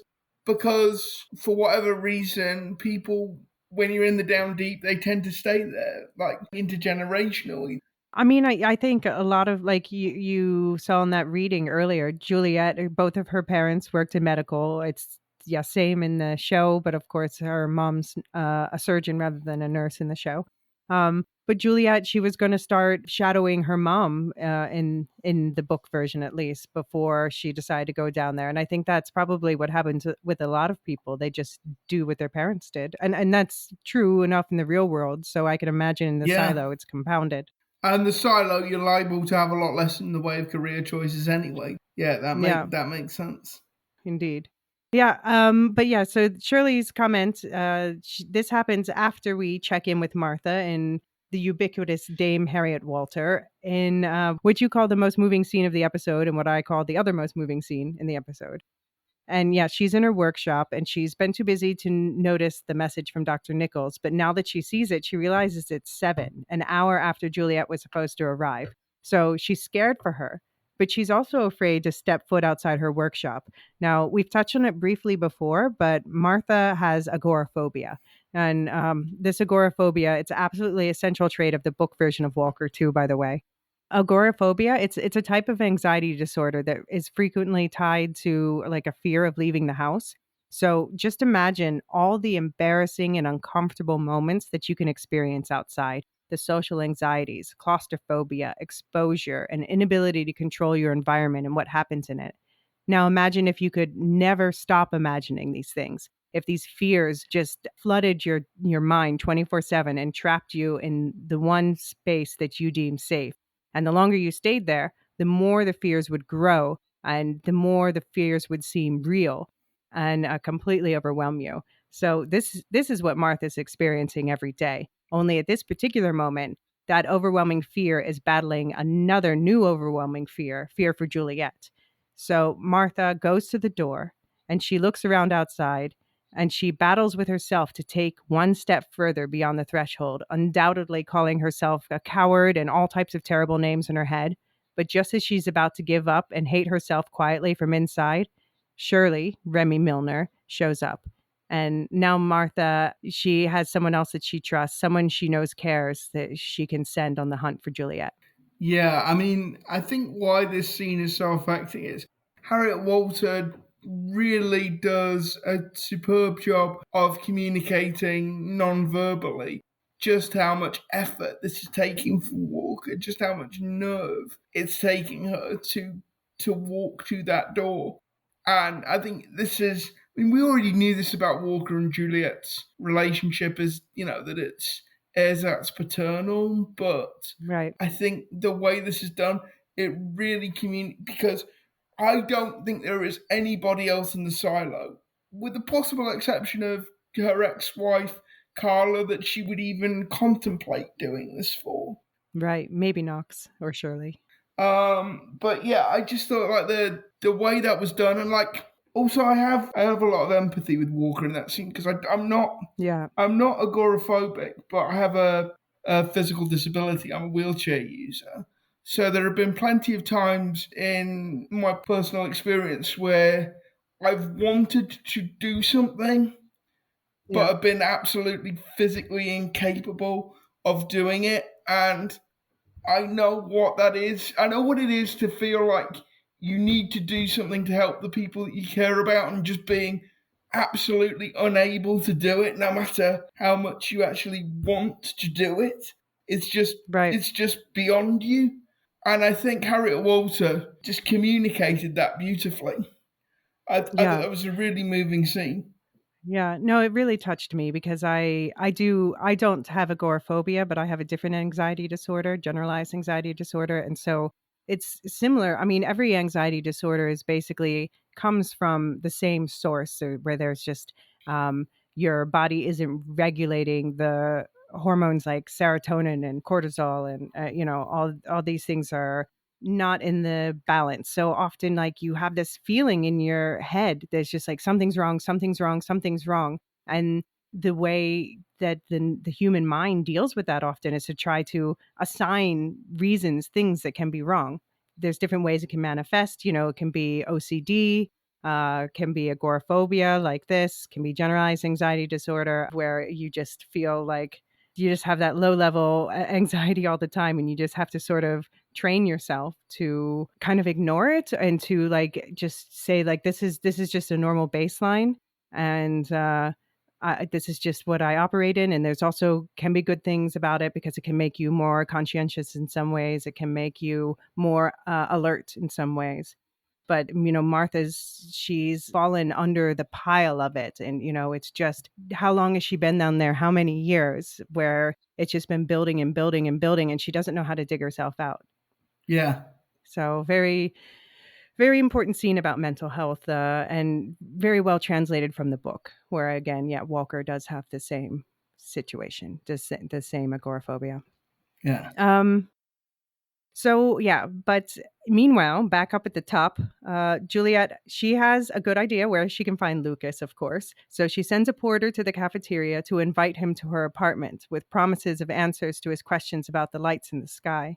What do you think Lucas was thinking when he got this note? I'm about to get lucky, maybe. Yeah. Leaving aside the obvious attraction between Lucas and Juliet, I think Lucas genuinely just enjoys Juliet's company. Yeah. Well, yeah. Yeah, and I don't think he was thinking anything in terms of like plot or answers. I just thought what he was thinking was I get to spend Yeah. time with Juliet, and that's cool. Yeah, my crush wants to see me and maybe I can make up for that awkward kiss attempt. Yes, exactly. Yeah. I mean, I'm a little worried about him though with this note linking them together because we've already heard this episode that Sims uses the porters as a personal spy network. Yeah, that's not a good sign.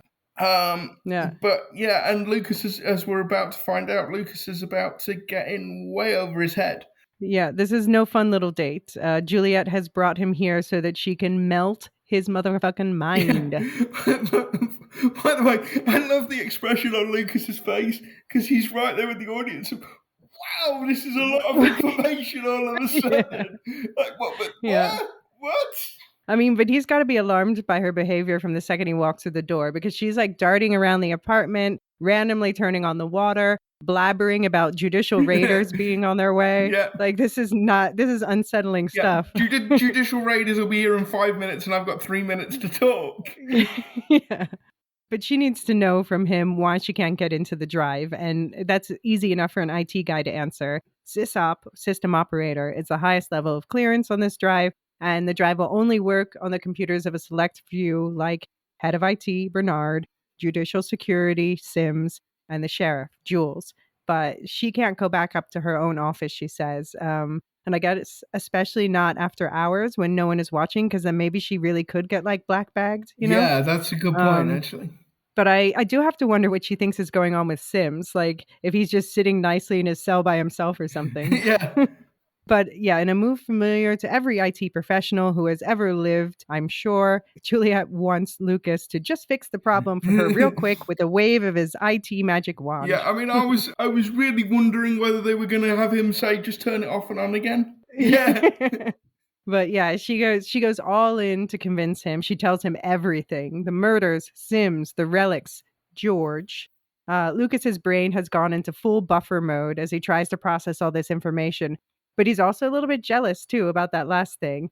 Oh, that explains a lot, he says. Yeah, wait, who's George? Yeah, exactly. A friend. We all know what that means. Yeah, and he accuses her of using him, and she admits, right now I am using you because I have no other choice. Now, Luke, if you were the other Luke, how would you be feeling in this moment? Just monumentally confused. I think you put it perfectly. Like, Lucas is just buffering at this point. Like, there is too much information coming at me too quickly. And also, I don't know what I was expecting in this situation, but this certainly wasn't it. So I'm just under-equipped to deal with this. How do you think after this scene, how do you think Juliet feels about Lucas? I mean, this panic aside. I mean, I don't think you can put this panic aside. I mean, I think she obviously likes Lucas. We've seen that in previous episodes. But that's just not where her head is at the moment. Yeah. She needs him for the particular set of skills that he has got. But I think she definitely feels like a fondness for him. And I'm thinking she must innately trust him, obviously. Yeah, and I think there's a little bit of guilt as well for dragging him into this. Yeah, but she also has no time to coddle his emotions in that moment. She just needs him to be the guy she hopes he is, the guy she's convinced enough he might be that she risked all this. Yeah. But yeah, he's definitely caught off guard and he's like spouting about the rules. So how very like her father and her partner Billings. But she doesn't give him any time at all to work through the pile of shit she's just dumped at his feet before she's smashing the mirror she just uncovered and pulling out the camera to show it to him. So I guess that's how she knew Judicial was going to be coming momentarily, if that's what she had planned. Yeah. Do you think the camera caught Lucas before she pulled it out? Probably, yeah. I hadn't thought about that, but probably. Yeah, I'm really worried about Lucas in a way that I definitely wasn't at this point in the book. Also because they seem to be combining him with another character we'll talk about in a bit. Well, if it helps at all, I was absolutely convinced that Dr. Nichols wouldn't survive the episode, and he seems to have come through with flying colours, So far. So good. Yeah.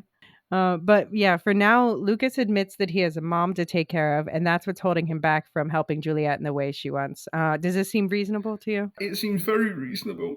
And Juliet, I mean, Juliet gets all huffy about it, and I don't think she would if she weren't as desperate as she is. But yeah. I mean, and she, of course, can't necessarily relate because she's been estranged from her parents. That's true. She's lost one and has been estranged from the other since she was a child. That's true. But it's just like, I can't deal with your rationalizations. I can't deal with your reasons for not helping me at this point. I just need you to help me now.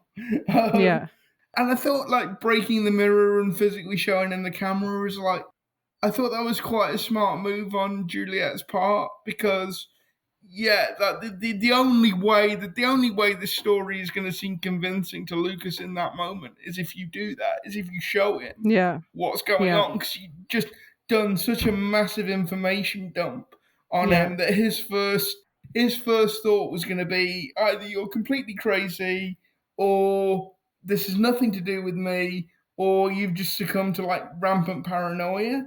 So I thought actually as a way of convincing him quickly, I hadn't thought about your point that Judicial would have seen it, but actually I thought that was a really acute piece of psychology by Juliet in that moment. I don't think she was thinking of it on that level. I think she was just frustrated that he wasn't sort of following along with what she was saying. And so she just needed to convince him in the moment. Yeah, no, I mean, I don't blame her at all for her actions, and I also don't blame him at all for, being like, WTF is all this. Yeah. So Lucas barely has time to chase Juliet out of her apartment, her carrying the hard drive, before the jackboots sweep in again. And if they did see Lucas in the camera, they don't seem interested in him right now. But Juliet decides to see if she can just go ahead and Juliet her way through the checkpoint. And when that's not going well, Mayor Holland swoops in to save the day, and the security woman looks visibly confused. Do you think Bernard could have been the one who ordered this in the first place, since Sims was supposed to be in jail and all? You very well could have.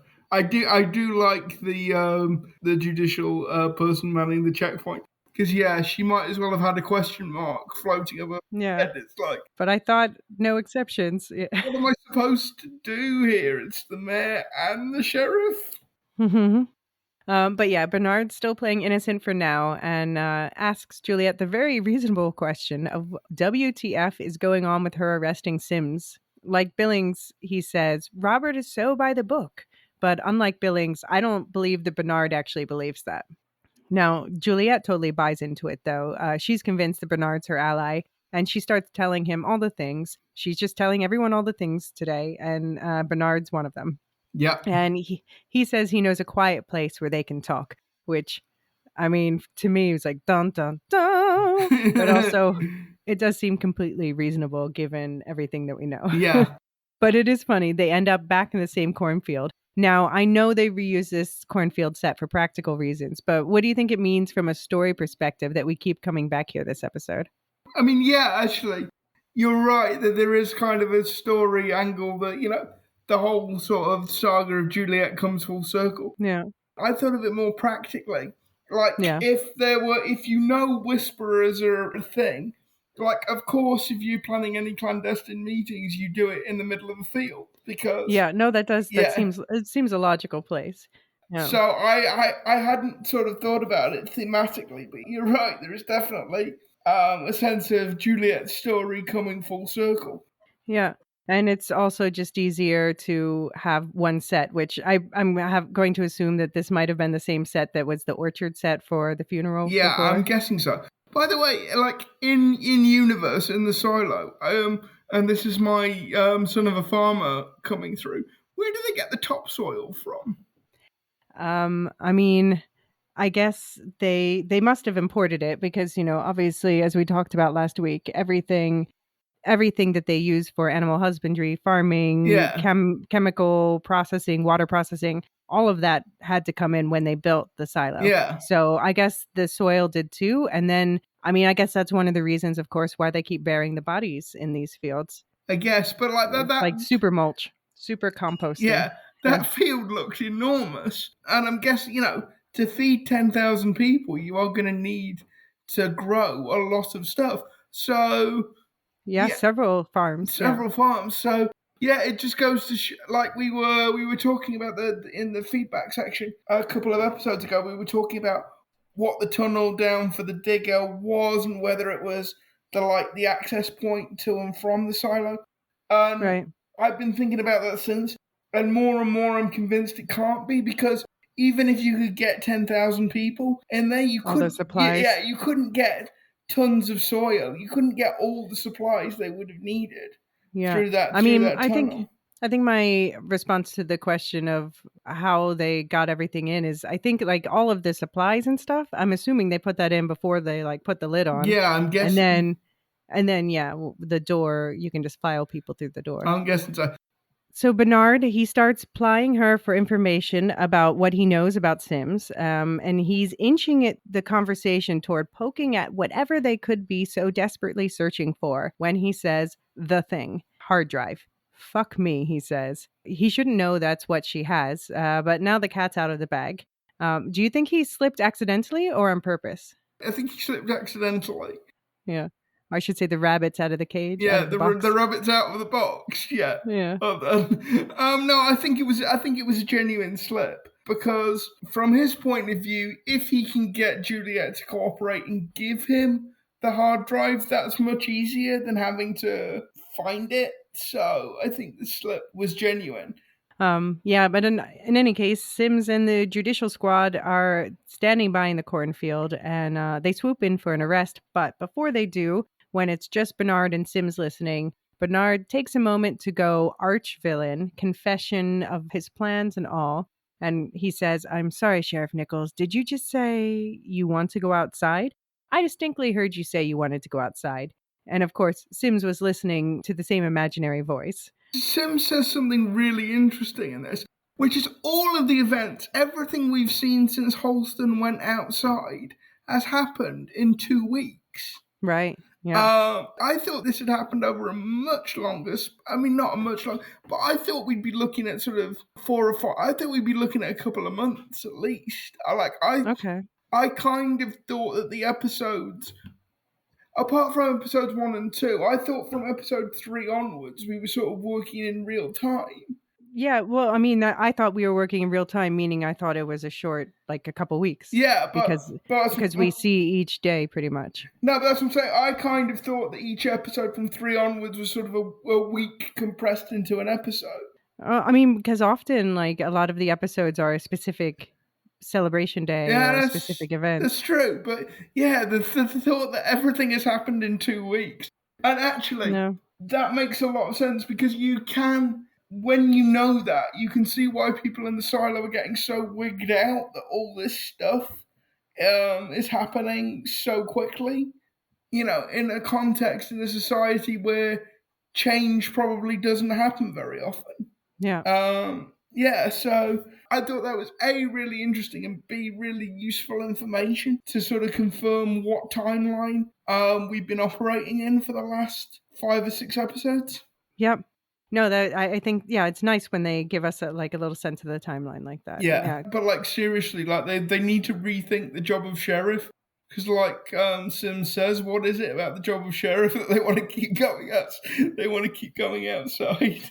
Yeah. Well, yeah. I mean, I find so this thing of like pretending that Juliet says she wants to go outside is a change from the book, and I'm not a huge fan of this change. It doesn't make so much sense to me because I find it extremely difficult to believe that. I mean, I just think it would raise too many red flags for people because this is supposed to be a rare thing that people ask to go outside. It was already shocking that, Allison Holston did it 3 years after his wife Allison, but then of course then at least you understand why he wants to be with his wife. But it seems like really rich to say someone else like wants to go outside rather than just pinning a crime on her that they could use as an excuse to send her outside. Yeah, but I mean, just thinking it through from Bernard's point of view, because this is clearly Bernard's idea. If they try and pin a crime on her, then presumably there's got to be some sort of judicial process. There's got to be some sort of trial. There's got to be some sort of way that Billings is there. There will be. Well, yeah, Billings is there, but I'm just because Juliet is clearly not going to go along with it, so she would try and mount some kind of defense. That could get very awkward. Whereas if you just say she wants to go outside, that kind of cuts through that, I guess. But there's also, they talked about with when Allison was going to go out, Johns was saying, there are processes where we can have a hearing where, I mean, in Allison's case, though, like she screamed it in front of a cafeteria full of people. Yeah. But I can imagine in Juliet's case, yeah, I mean, I guess the big difference in Juliet's case is like it's the other two biggest authority figures in the silo who are the ones who say they witnessed it. So Bernard says it's his job to make the hard decisions as laid out by the founders, taking care of problems that arise to save the silo. After all, he has the knowledge, intelligence, and information about everything that happens here. And then he says something very Spock-like that's pissing off some Star Trek Yeah, fans. I picked this up as well. He goes all Vulcan for a second. Yeah, he says the needs of the many require the sacrifices of the few. And I have to give a shout out to Lestu from Discord and Facebook, who especially took exception to this desecration. I'm with you, Lestu. As a lifelong Trekkie, I took grave exception. You don't take that shit in vain. Yeah. Yeah. And then he adds the much less poetic, but now in my mind, iconic line, "This isn't about heat tape. This is about survival." Now, Luke, I know Bernard won you over for a while, and he won over a lot of book readers too, even. I love the complexity that's been added to his character, but I'm kind of excited to have the villain back. Yeah, What do you and think? the thing is, he is a stone cold psychopath. Yeah. He is absolutely chilling. I mean, I would still say Sims is the most dangerous character in the silo because Sims is not afraid of getting his hands dirty. Like he killed Doug Trumbull himself. I think that would be physically beyond Bernard. Right. But to have somebody who is that comfortable lying in the way that Bernard is, You know who Bernard kind of reminds me of for like massive Star Wars fans or soon to be all Star Wars fans is Thrawn, Admiral Thrawn. Okay. He's got a whole bunch of books written about him, and he was a major character, the main villain in the Rebels animated series, but he's also coming back in the new Ahsoka series. It's going to be the same actor playing him, isn't it? Yeah, Lars Mikkelsen, the same as the voice actor, he just looks perfect for it. But he's like this iconic archetype of this, but not even an archetype. He's got this like his intellect is chilling because he genuinely sees himself as the savior of the civilizations that he's destroying. Yeah, and I mean the thing is, when he says it's not about heat tape, it's not, but I'm sure somewhere in the back of his mind he's taking satisfaction that he's managing to get revenge on the person that stole his heat tape. The fucking heat tape. Yeah, like Bernard is dangerous for the same reason Sims is. He's a true believer. He's absolutely convinced in the righteousness of what he's doing.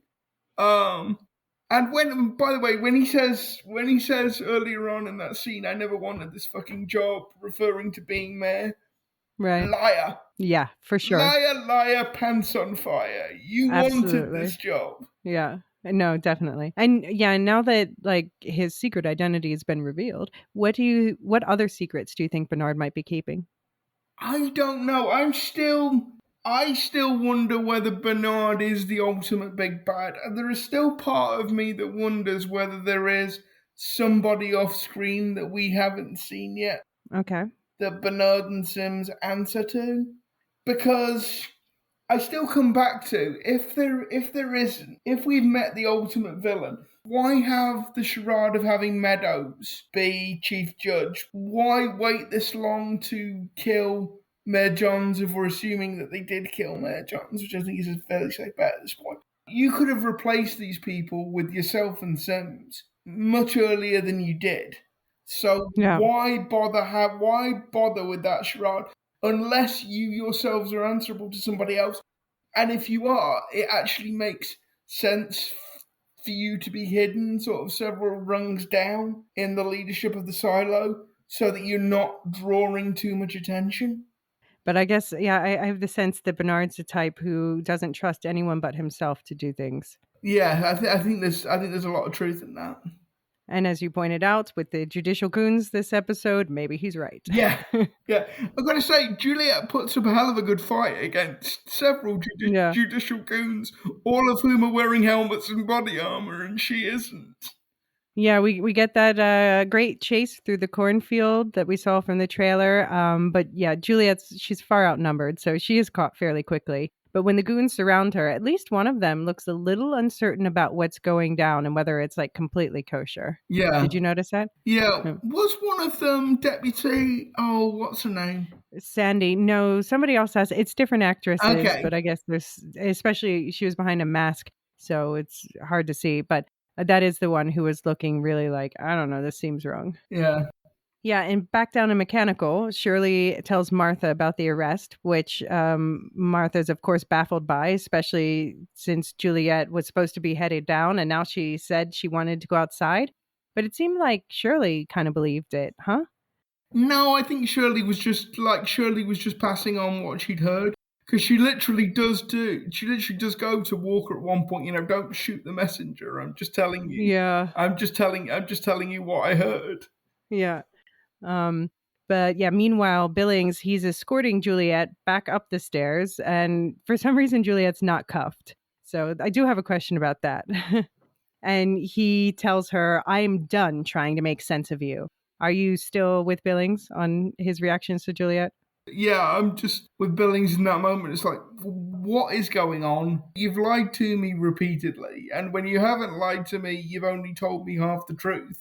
And when you have told me the truth, it's because I've left you no other choice. Right. So, yeah, Billings is one of my favourite characters at this point. And yeah, he's got every right to feel hopelessly confused about the situation and quite used by both Juliet and Sims. Yeah. So I can quite easily believe that he would just be fed up of the whole situation by this point. Yeah, so this scene, it's actually a parallel of a scene from the book, which is going to be my last reading for the episode. And the scene in the book is linked to the character Scotty I've mentioned a few times before. Scotty's not in the show again, so this isn't a show spoiler. But if you don't want to be spoiled about his story arc in the book, then skip ahead now about 3 times. Okay, still here? Okay, now I have to give you a quick content warning. This reading features references and some description of suicide. If you don't want to hear that, then also skip ahead now about 3 times. Okay, if you're still here, then yeah, let's talk about the book version of Jules's arrest. Now, in order to understand the emotional gravity of this scene, you first need to understand the book character Scotty, Jules's former shadow turned IT recruit. Our friend Silo TV fans especially loves this character. I asked them for a quote about why they love Scotty so much that I could share here, and this is what they said. I think what gets me most about Scotty is that he's so innocent. Most characters that we know by name know something and have a connotation of being either good or bad, but he just wanted to make a better life for himself further up in the silo and didn't have an agenda. Meanwhile, Scotty is completely pure, at least in the book, the only person from the down deep in close proximity to Jules when she moves up. In short, it's like shooting a puppy point blank. And this is what Hugh Howey said to Silo TV fans about Scotty's absence in the show. One less person to kill, and in parentheses, and I fought this decision and lost. So the showrunner Graham Yost seems to have given Scotty's more earnest qualities to Coop, Juliet's former shadow in the show, and his IT role to Lucas, who's in this case the one she goes to with the hard drive. And yeah, this means Scotty does die in the book. So the scene I read in the post-credit of the last episode of this podcast where Jules muscles her way into IT to see Scotty, this is the pretense in the book that Bernard uses to first arrest her, or rather to send Billings to do it. And this is how it goes down in the sheriff's office, told from Jules's perspective. She pulled her keyboard toward her and was just glancing up at her screen when Peter saw the emergency icon first. Wow, another alert, he said. She started to click on the flashing icon, heard Peter blow out his breath. What the hell's going on around here? He asked. She pulled the message up on her screen and read it quickly, disbelieving. Surely this wasn't the way of the job. Surely people didn't die this often. Her just not hearing about it because her nose was always in some crankcase or under an oil pan. The blinking number code above the message was one she recognized without even needing her cheat sheet. It was becoming sadly familiar. Another suicide. They didn't give the victim's name, but there was an office number, and she knew the floor and address. Her legs were still sore from her trip down there. No, she said, gripping the edge of her desk. You want me to... Peter reached for his radio. No, damn it, no! Juliet shook her head. She pushed away from her desk, knocking over the recycling bin, which spilled out all the pardon folders across the floor. The scroll from her lap rolled into them. Peter began. I got this, she said, waving him away. Damn it. She shook her head. The office was spinning around her, the world growing blurry. She staggered for the door, arms wide for balance, when Peter snapped back to his computer screen, dragging his mouse with its little cord behind, clicking something. Juliet? But she was already stumbling out the door, bracing herself for the long and painful descent. Juliet! She turned to find Peter running behind her, his hand steadying the radio attached to his hip. What? She asked. I'm sorry, I don't know how to do this. Spit it out, she said impatiently. All she could think of was little Scotty hanging by his neck. It was electrical ties in her imagination, because that was the thing between them in the book. That was how her waking nightmare, her morbid thoughts, crafted the scene of his death in her head. It's just that I got a private wire and keep up if you want, but I've got to get down there. She spun toward the stairwell. Peter grabbed her arm, roughly, a forceful grip. I'm sorry, ma'am, but I'm supposed to take you into custody. She whirled on him and saw how unsure of himself he looked. What did you say? I'm just doing my duty, Sheriff, I swear. Peter reached for his metal cuffs. Juliet stared at him disbelieving as he snapped one link around her wrist and fumbled for the other. Peter, what's going on? I've got a friend I need to see to... He shook his head. The computer says you're a suspect, ma'am. I'm just doing what it tells me to do. And with that, the second link clicked around her other wrist, and Juliet looked down at her predicament, dumbfounded, the image of her young friend hanging by his neck, unable to be shaken loose from her mind. The personal relationship we see these two characters have in the show really changes this interaction of the arrest, doesn't it? It does. And I think it obviously makes sense that in the show that Billings is not the one to arrest her. Yeah, I think with the changes they've made. So that interaction with Bernard is not in the book. What interaction with Bernard? Oh, the interaction there with where Bernard outs himself by, you know. Oh no. They're not in the field. They're not. No. They don't have that exchange. No, I mean the cornfield. It's definitely a cinematic thing. Okay. Yeah, but no, there's no thing where. Actually, at this point, we haven't even really met Sims yet in the book. He kind of only pops up halfway through. Okay, so they've made Sims a much bigger deal in the show than he is in the book. Definitely. Okay. Yeah. But in this episode, Billings, he's more mad at Juliet, but he's also full of like much more doubt. Juliet is loudly proclaiming that she never wanted to go out, and Billings has no reason to think she ever would say a thing like that. Unlike Book Billings, he's not just experiencing shame at what he's doing, but like real deep down doubt. Who do you think Billings hated arresting more this episode, Sims or Juliet? Oh, I think they'd be on par, to be honest, because Billings isn't really comfortable with either. And the thing is, I think Billings has come to admire both of them for different characteristics, and they sort of both reflect different sides of his own character. What I think is really interesting about this scene is just Sims has given up any pretense of following the pact or any kind of procedure, because Billings says, you know, if you think you've been misheard, you've got to have there's got to be like a judicial hearing. And Juliet makes the obvious point, well, what with judicial? That's him. You know, yeah. That's Sims. Yeah. And Sims is he's not putting up with any of it. Yeah. He's just blowing through the pact, regardless. And I think that as much as anything else is what is making Billings uncomfortable.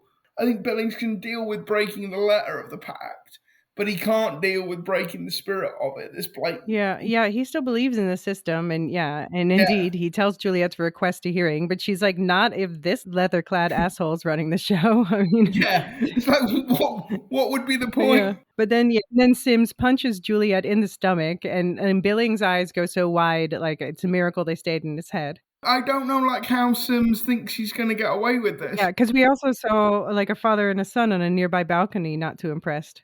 Yeah, and Sims is giving them massive side eye. So it's Juliet is loudly protesting. And we saw when Holston and Allison went outside, you know, there are several techs that help the person going outside put the suit on. Yeah. And stuff like that. Juliet's not going to go quietly outside. She's going to be complaining, you know, to those people. She's going to be shouting it. Yeah, she's going to be shouting at them, yeah. But in the book, they do talk about that does happen sometimes, you know, because especially most people who are sent out to clean didn't volunteer. Most of them are sent as a death sentence. and Yeah, but but they have people who shout and fight the entire way out and swear they won't clean, but then they do clean. And yeah, but Juliet's not been sentenced to a crime. They're saying that she asked to go yeah, outside. So she can say at any point, "I didn't say that," or "I was misheard." well, she does keep saying that, but she's got the two powerhouses of the silo against her. So yeah. Yeah, but if they try and if they like literally try and shove her out the door, you're going to trigger the very thing you're trying to prevent, which is like a massive rebellion, insurrection. Once people know that that the powers that be can do that to the sheriff, then they can do that to anybody. So That's why I'm saying why I think it was a mistake to make it in the show, that pretending that she volunteered, because I think that's much less believable than just pinning a crime on her. yeah, I think Sims and Bernard have actually been backed into a really tight corner because I'm not sure they can't get away with sending her outside of her own volition, and I don't see how they're going to plausibly pin anything on her. I mean, I think it's more plausible, but yeah. I mean, yeah, they could connect her with any of the numerous deaths.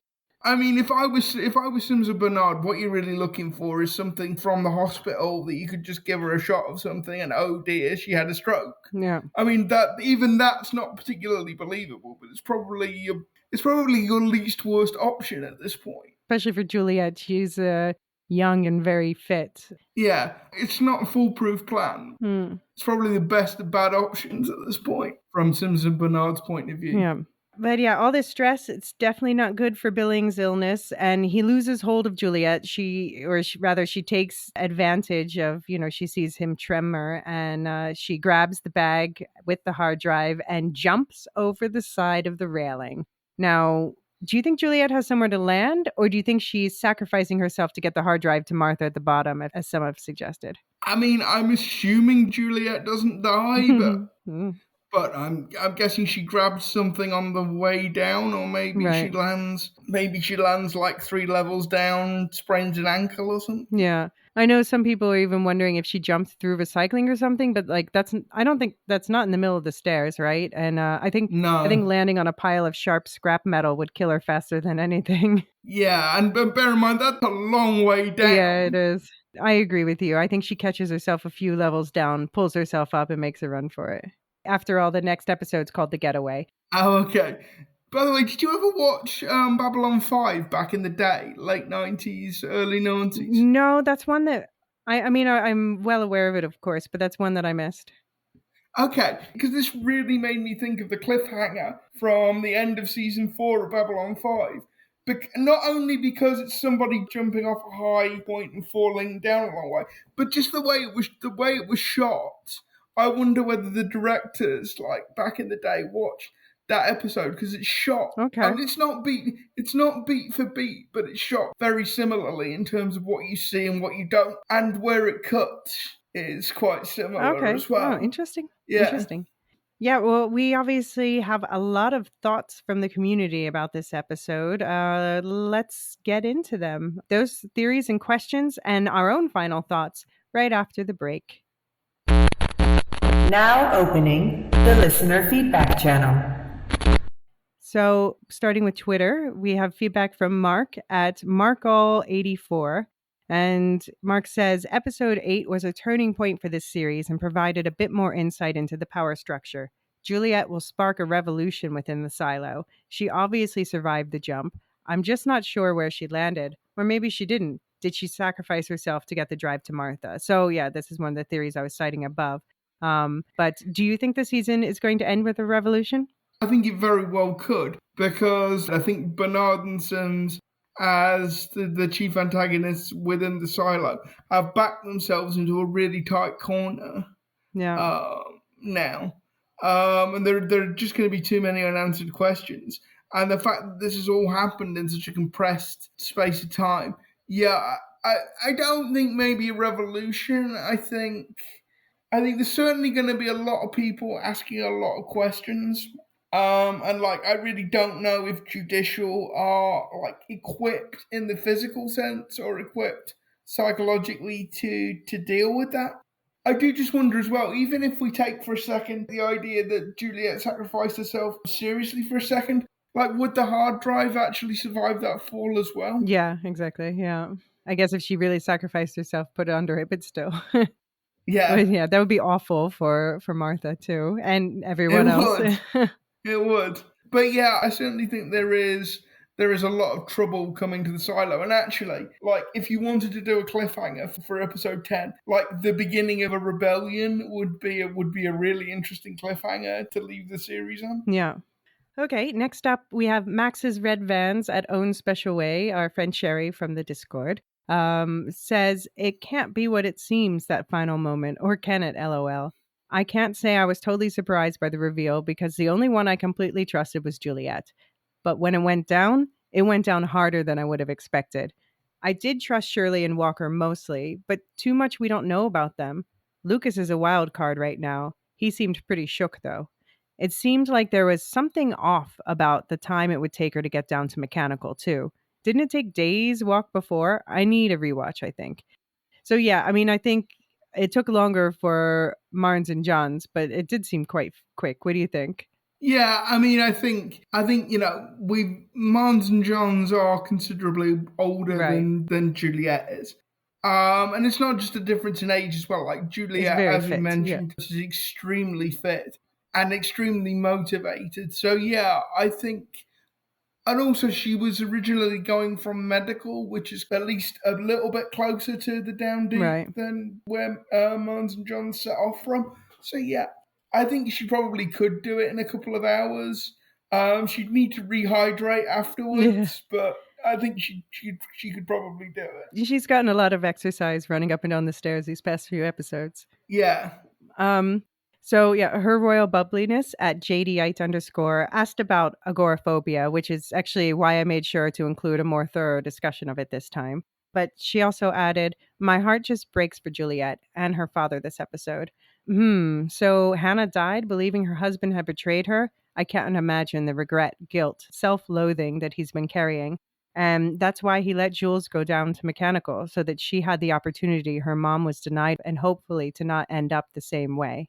So yeah, same. So sad. Yeah. Yeah. Miriam White at Vader Girl says, heartbroken about Tim Robbins' betrayal. Shirley has a secret file dedicated to her in Judicial. She must play a big part in any uprising. I wonder about the secret off-limits spot with the relic machine and water. Where are the people sent to mine? The tunnel may lead to a secret contingent or another silo. I'm curious.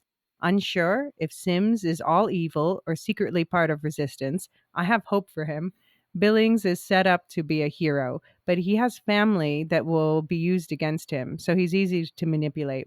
Juliet's dad, I still think, is hiding something, unsure of him. I love Tim Robbins. He's so tall and menacing. He's fun to watch. I bought the book Wool on Audible, waiting for the end of the season to listen.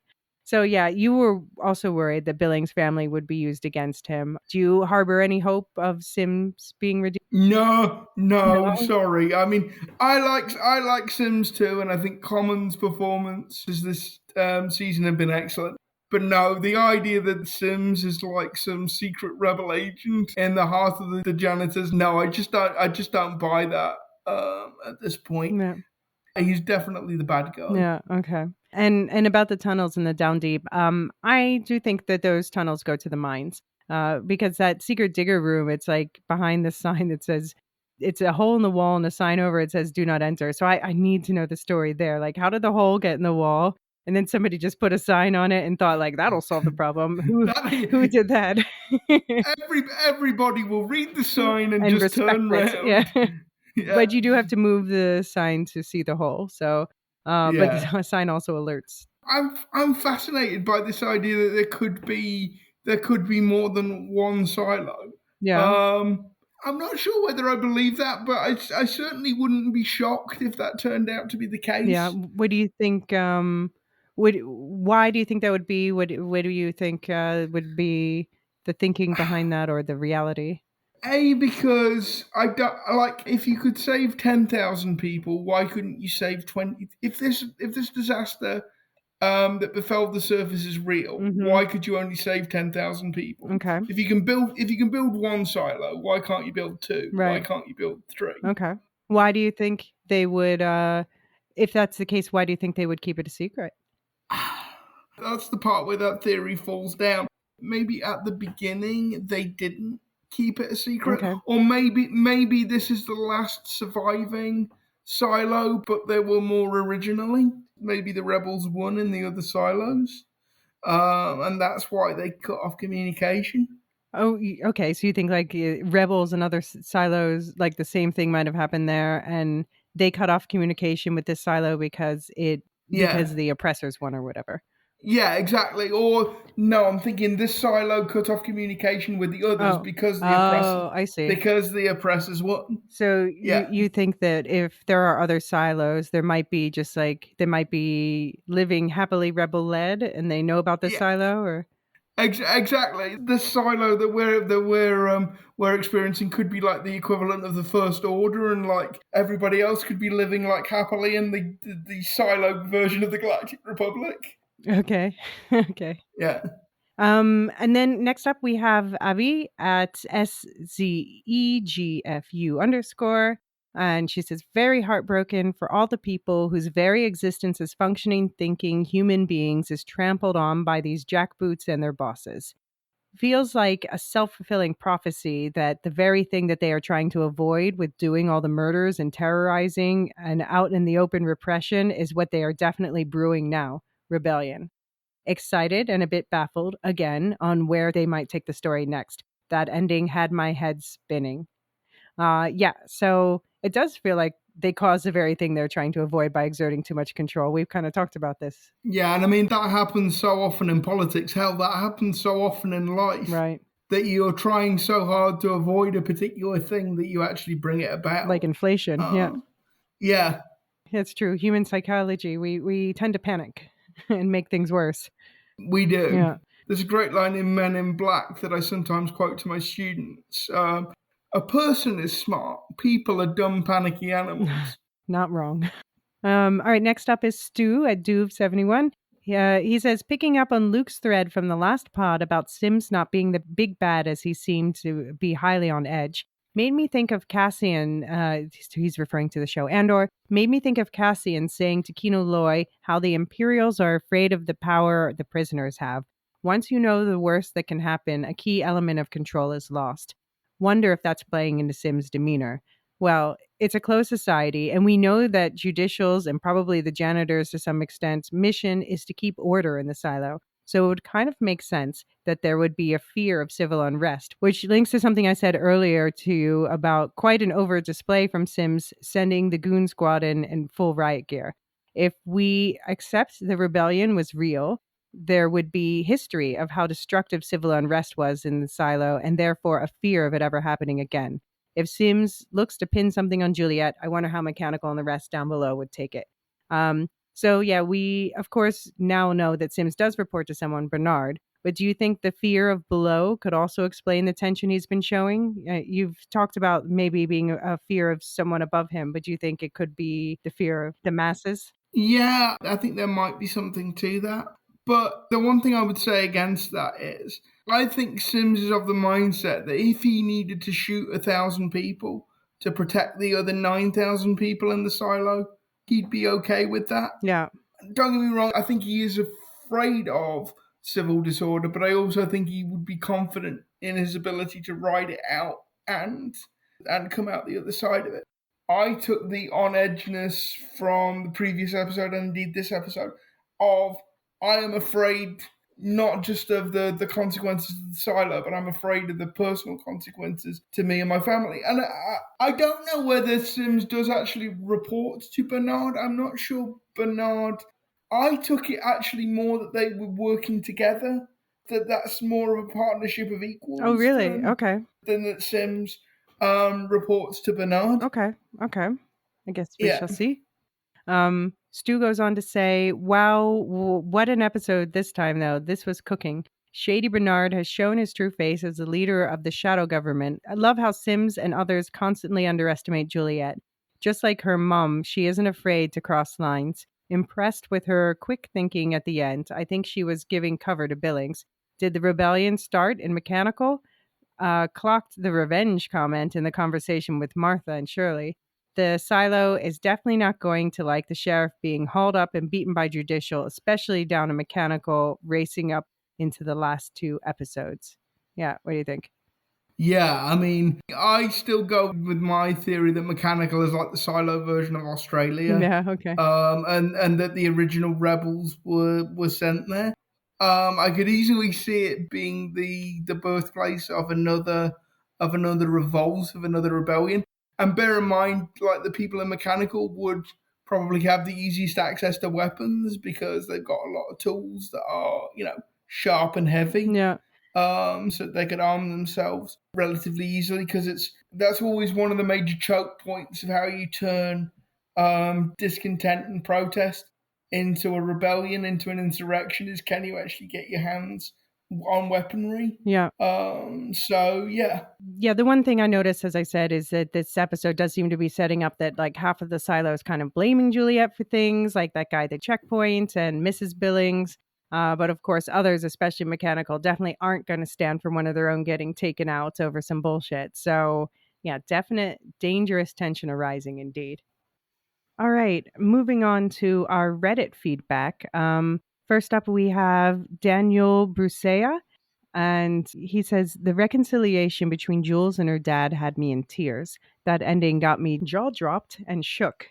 I am still on the edge of my seat. That Bernard reveal left me gobsmacked. I think Lucas might help, but will also end up paying for it. I think Billings is going to give up his religious following of the pact and Judicial now that he's seen what they're capable of. Do you think Lucas will help? And do you think Billings will break with the pact? I think Lucas will help because I think he just needed some time to sort of wrap his head around the situation, given all the new information Yeah. Juliet was bombarding him with. Billings might turn his back on Judicial. I don't think he'll turn his back on the pact because, like I've said before, I think his loyalty is to the idea of the pact, Right. to the spirit of the pact, not necessarily just literally following the text. Okay.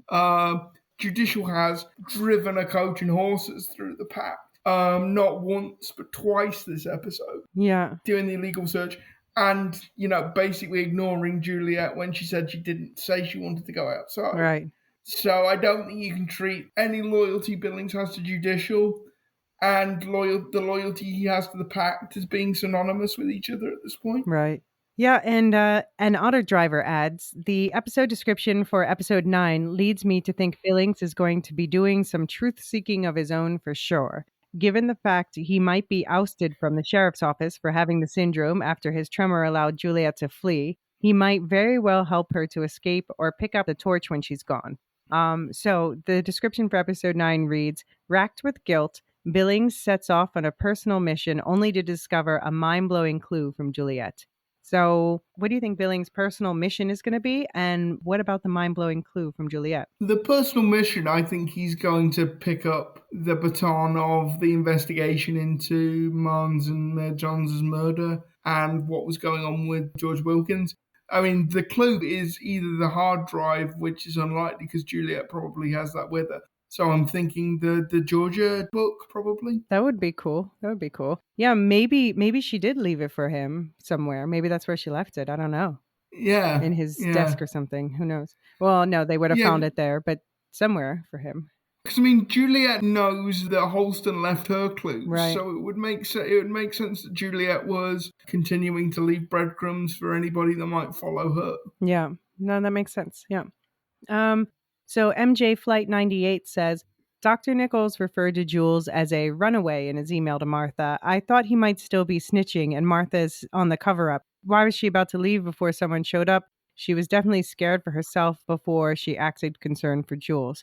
Now, I have to disagree with this one because I think that Dr. Nichols, he called her Jules runaway so that Martha would know who he meant without having to say her name, since Martha once contacted him about this same runaway 20 years ago.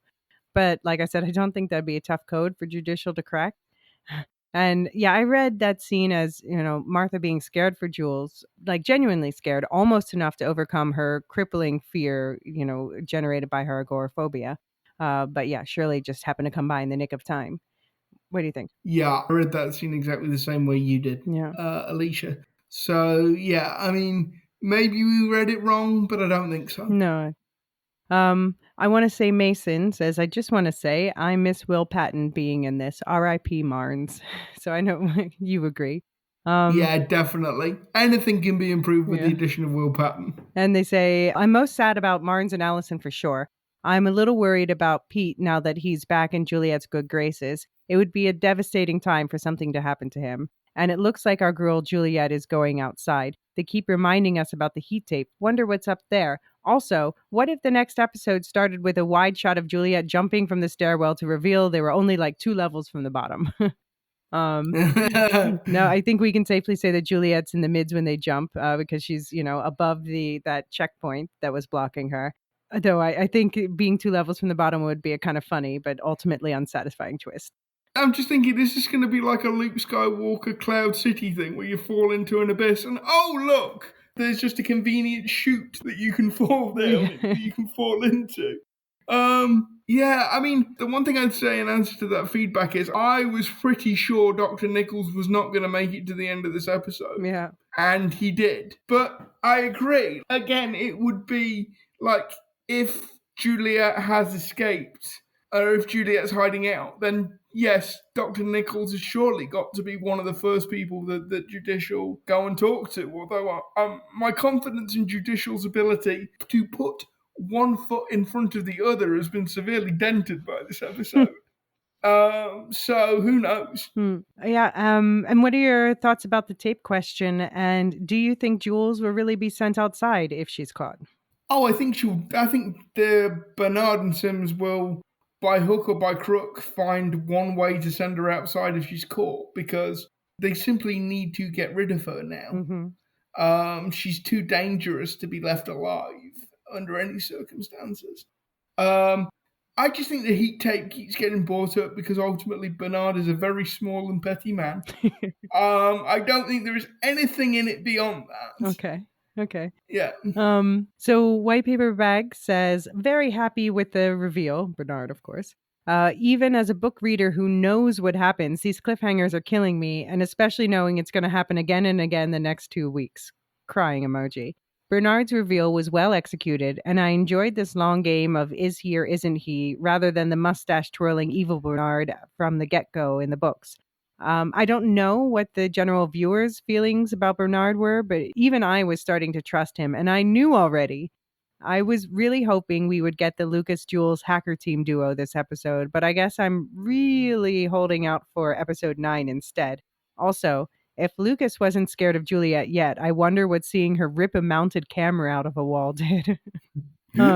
Juliet and her father's scene was actually really sweet, and I think I finally appreciated Ian Glenn's screen time the most this episode compared to his previous appearances.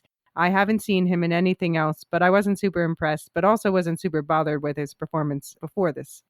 And finally, poor Paul. His mental string is either about to snap or already has after the events that took place.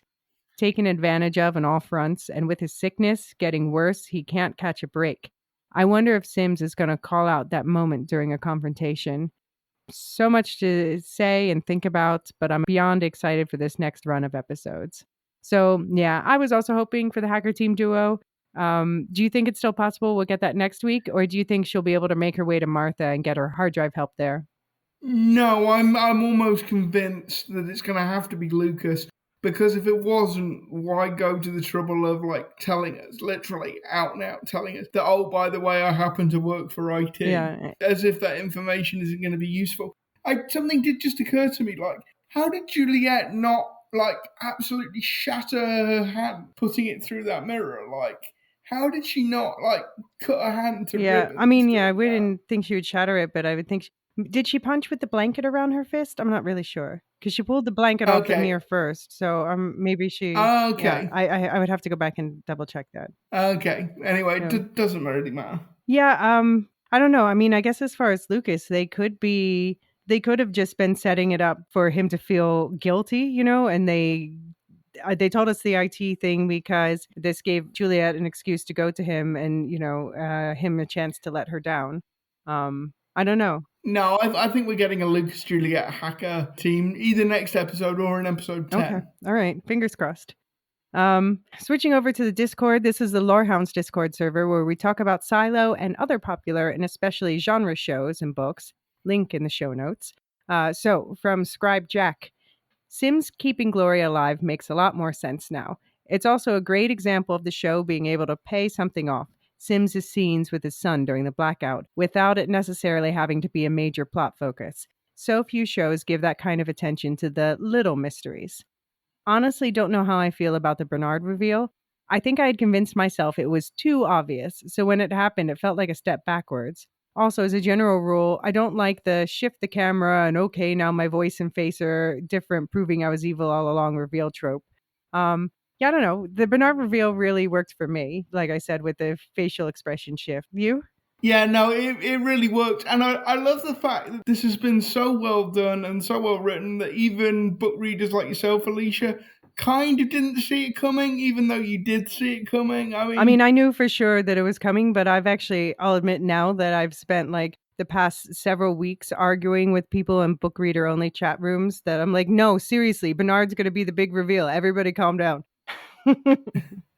And also, like, well done on doing that in episode 8 and not, again, I think Silo is really good at not leaving these reveals too long, not playing them past the point at which the reveal isn't satisfying. Because again, in a parallel universe, it would be really easy to see how that heel turn from Bernard would be the cliffhanger you end episode 10 with. Yeah.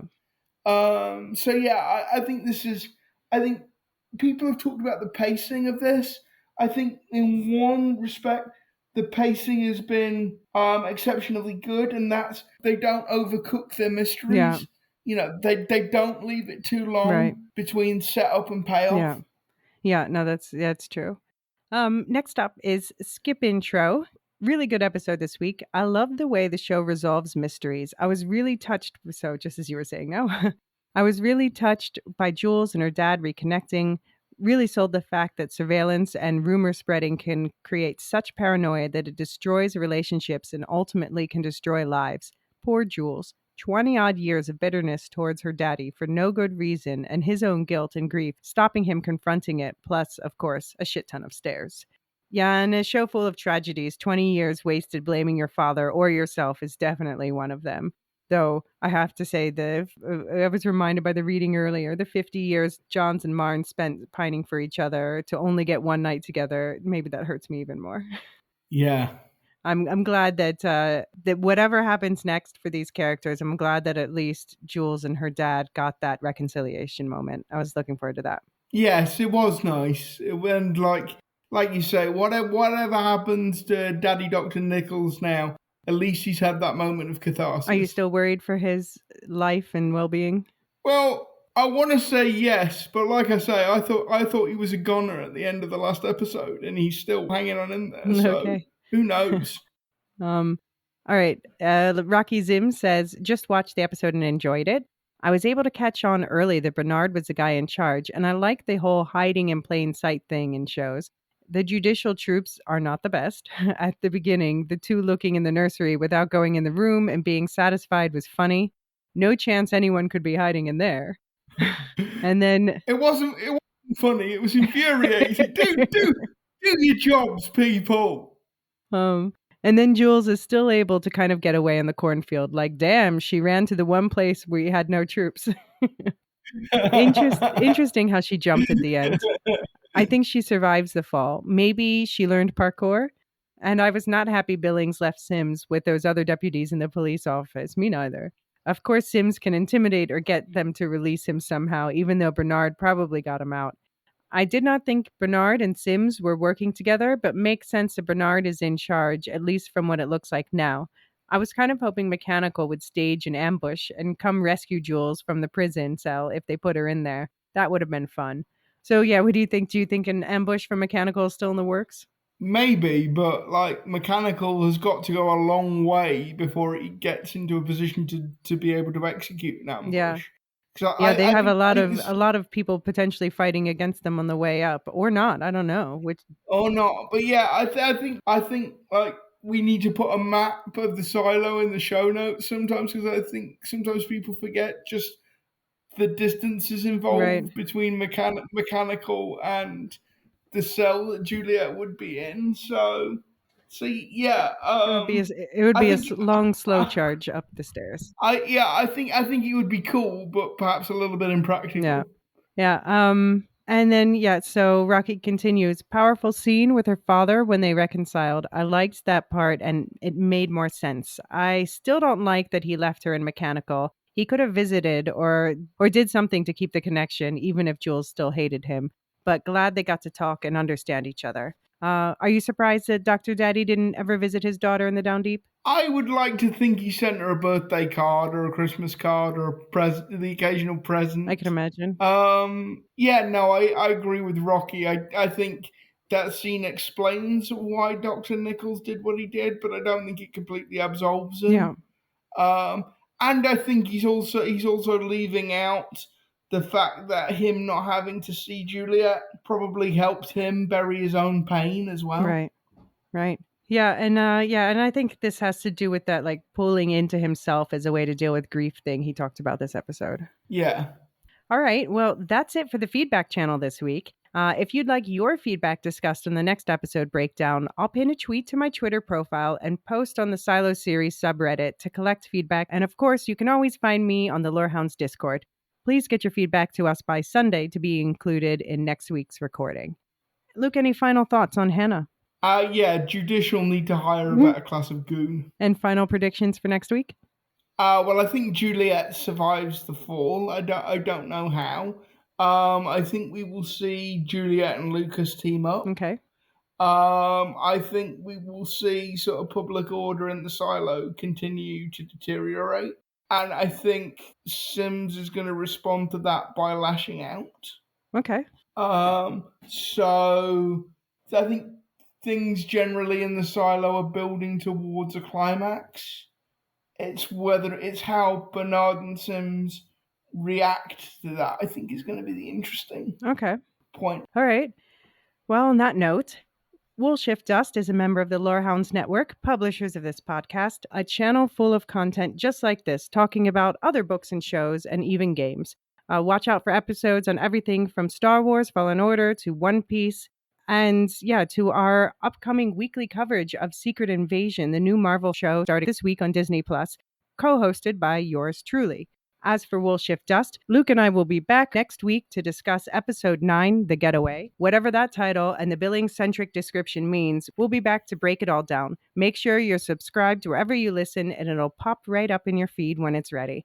5-star ratings also really help us to get more audience and thus more advertisers, which we can invest back into the podcast. Telling your friends to watch and listen is even better. Luke, where can people find you in the meantime? So they can find me at Luke Middup on Twitter. And also, if you want my unfiltered first impression of each episode, please come along to the Discord on Friday afternoons UK time. All right. And you can also find me there, of course, and also on Twitter at AliciaCB. You'll find both of those handles in the show notes as well. And we'll see you next week on Wool Shift Dust, where we not only go off the rails, but we go over the rails.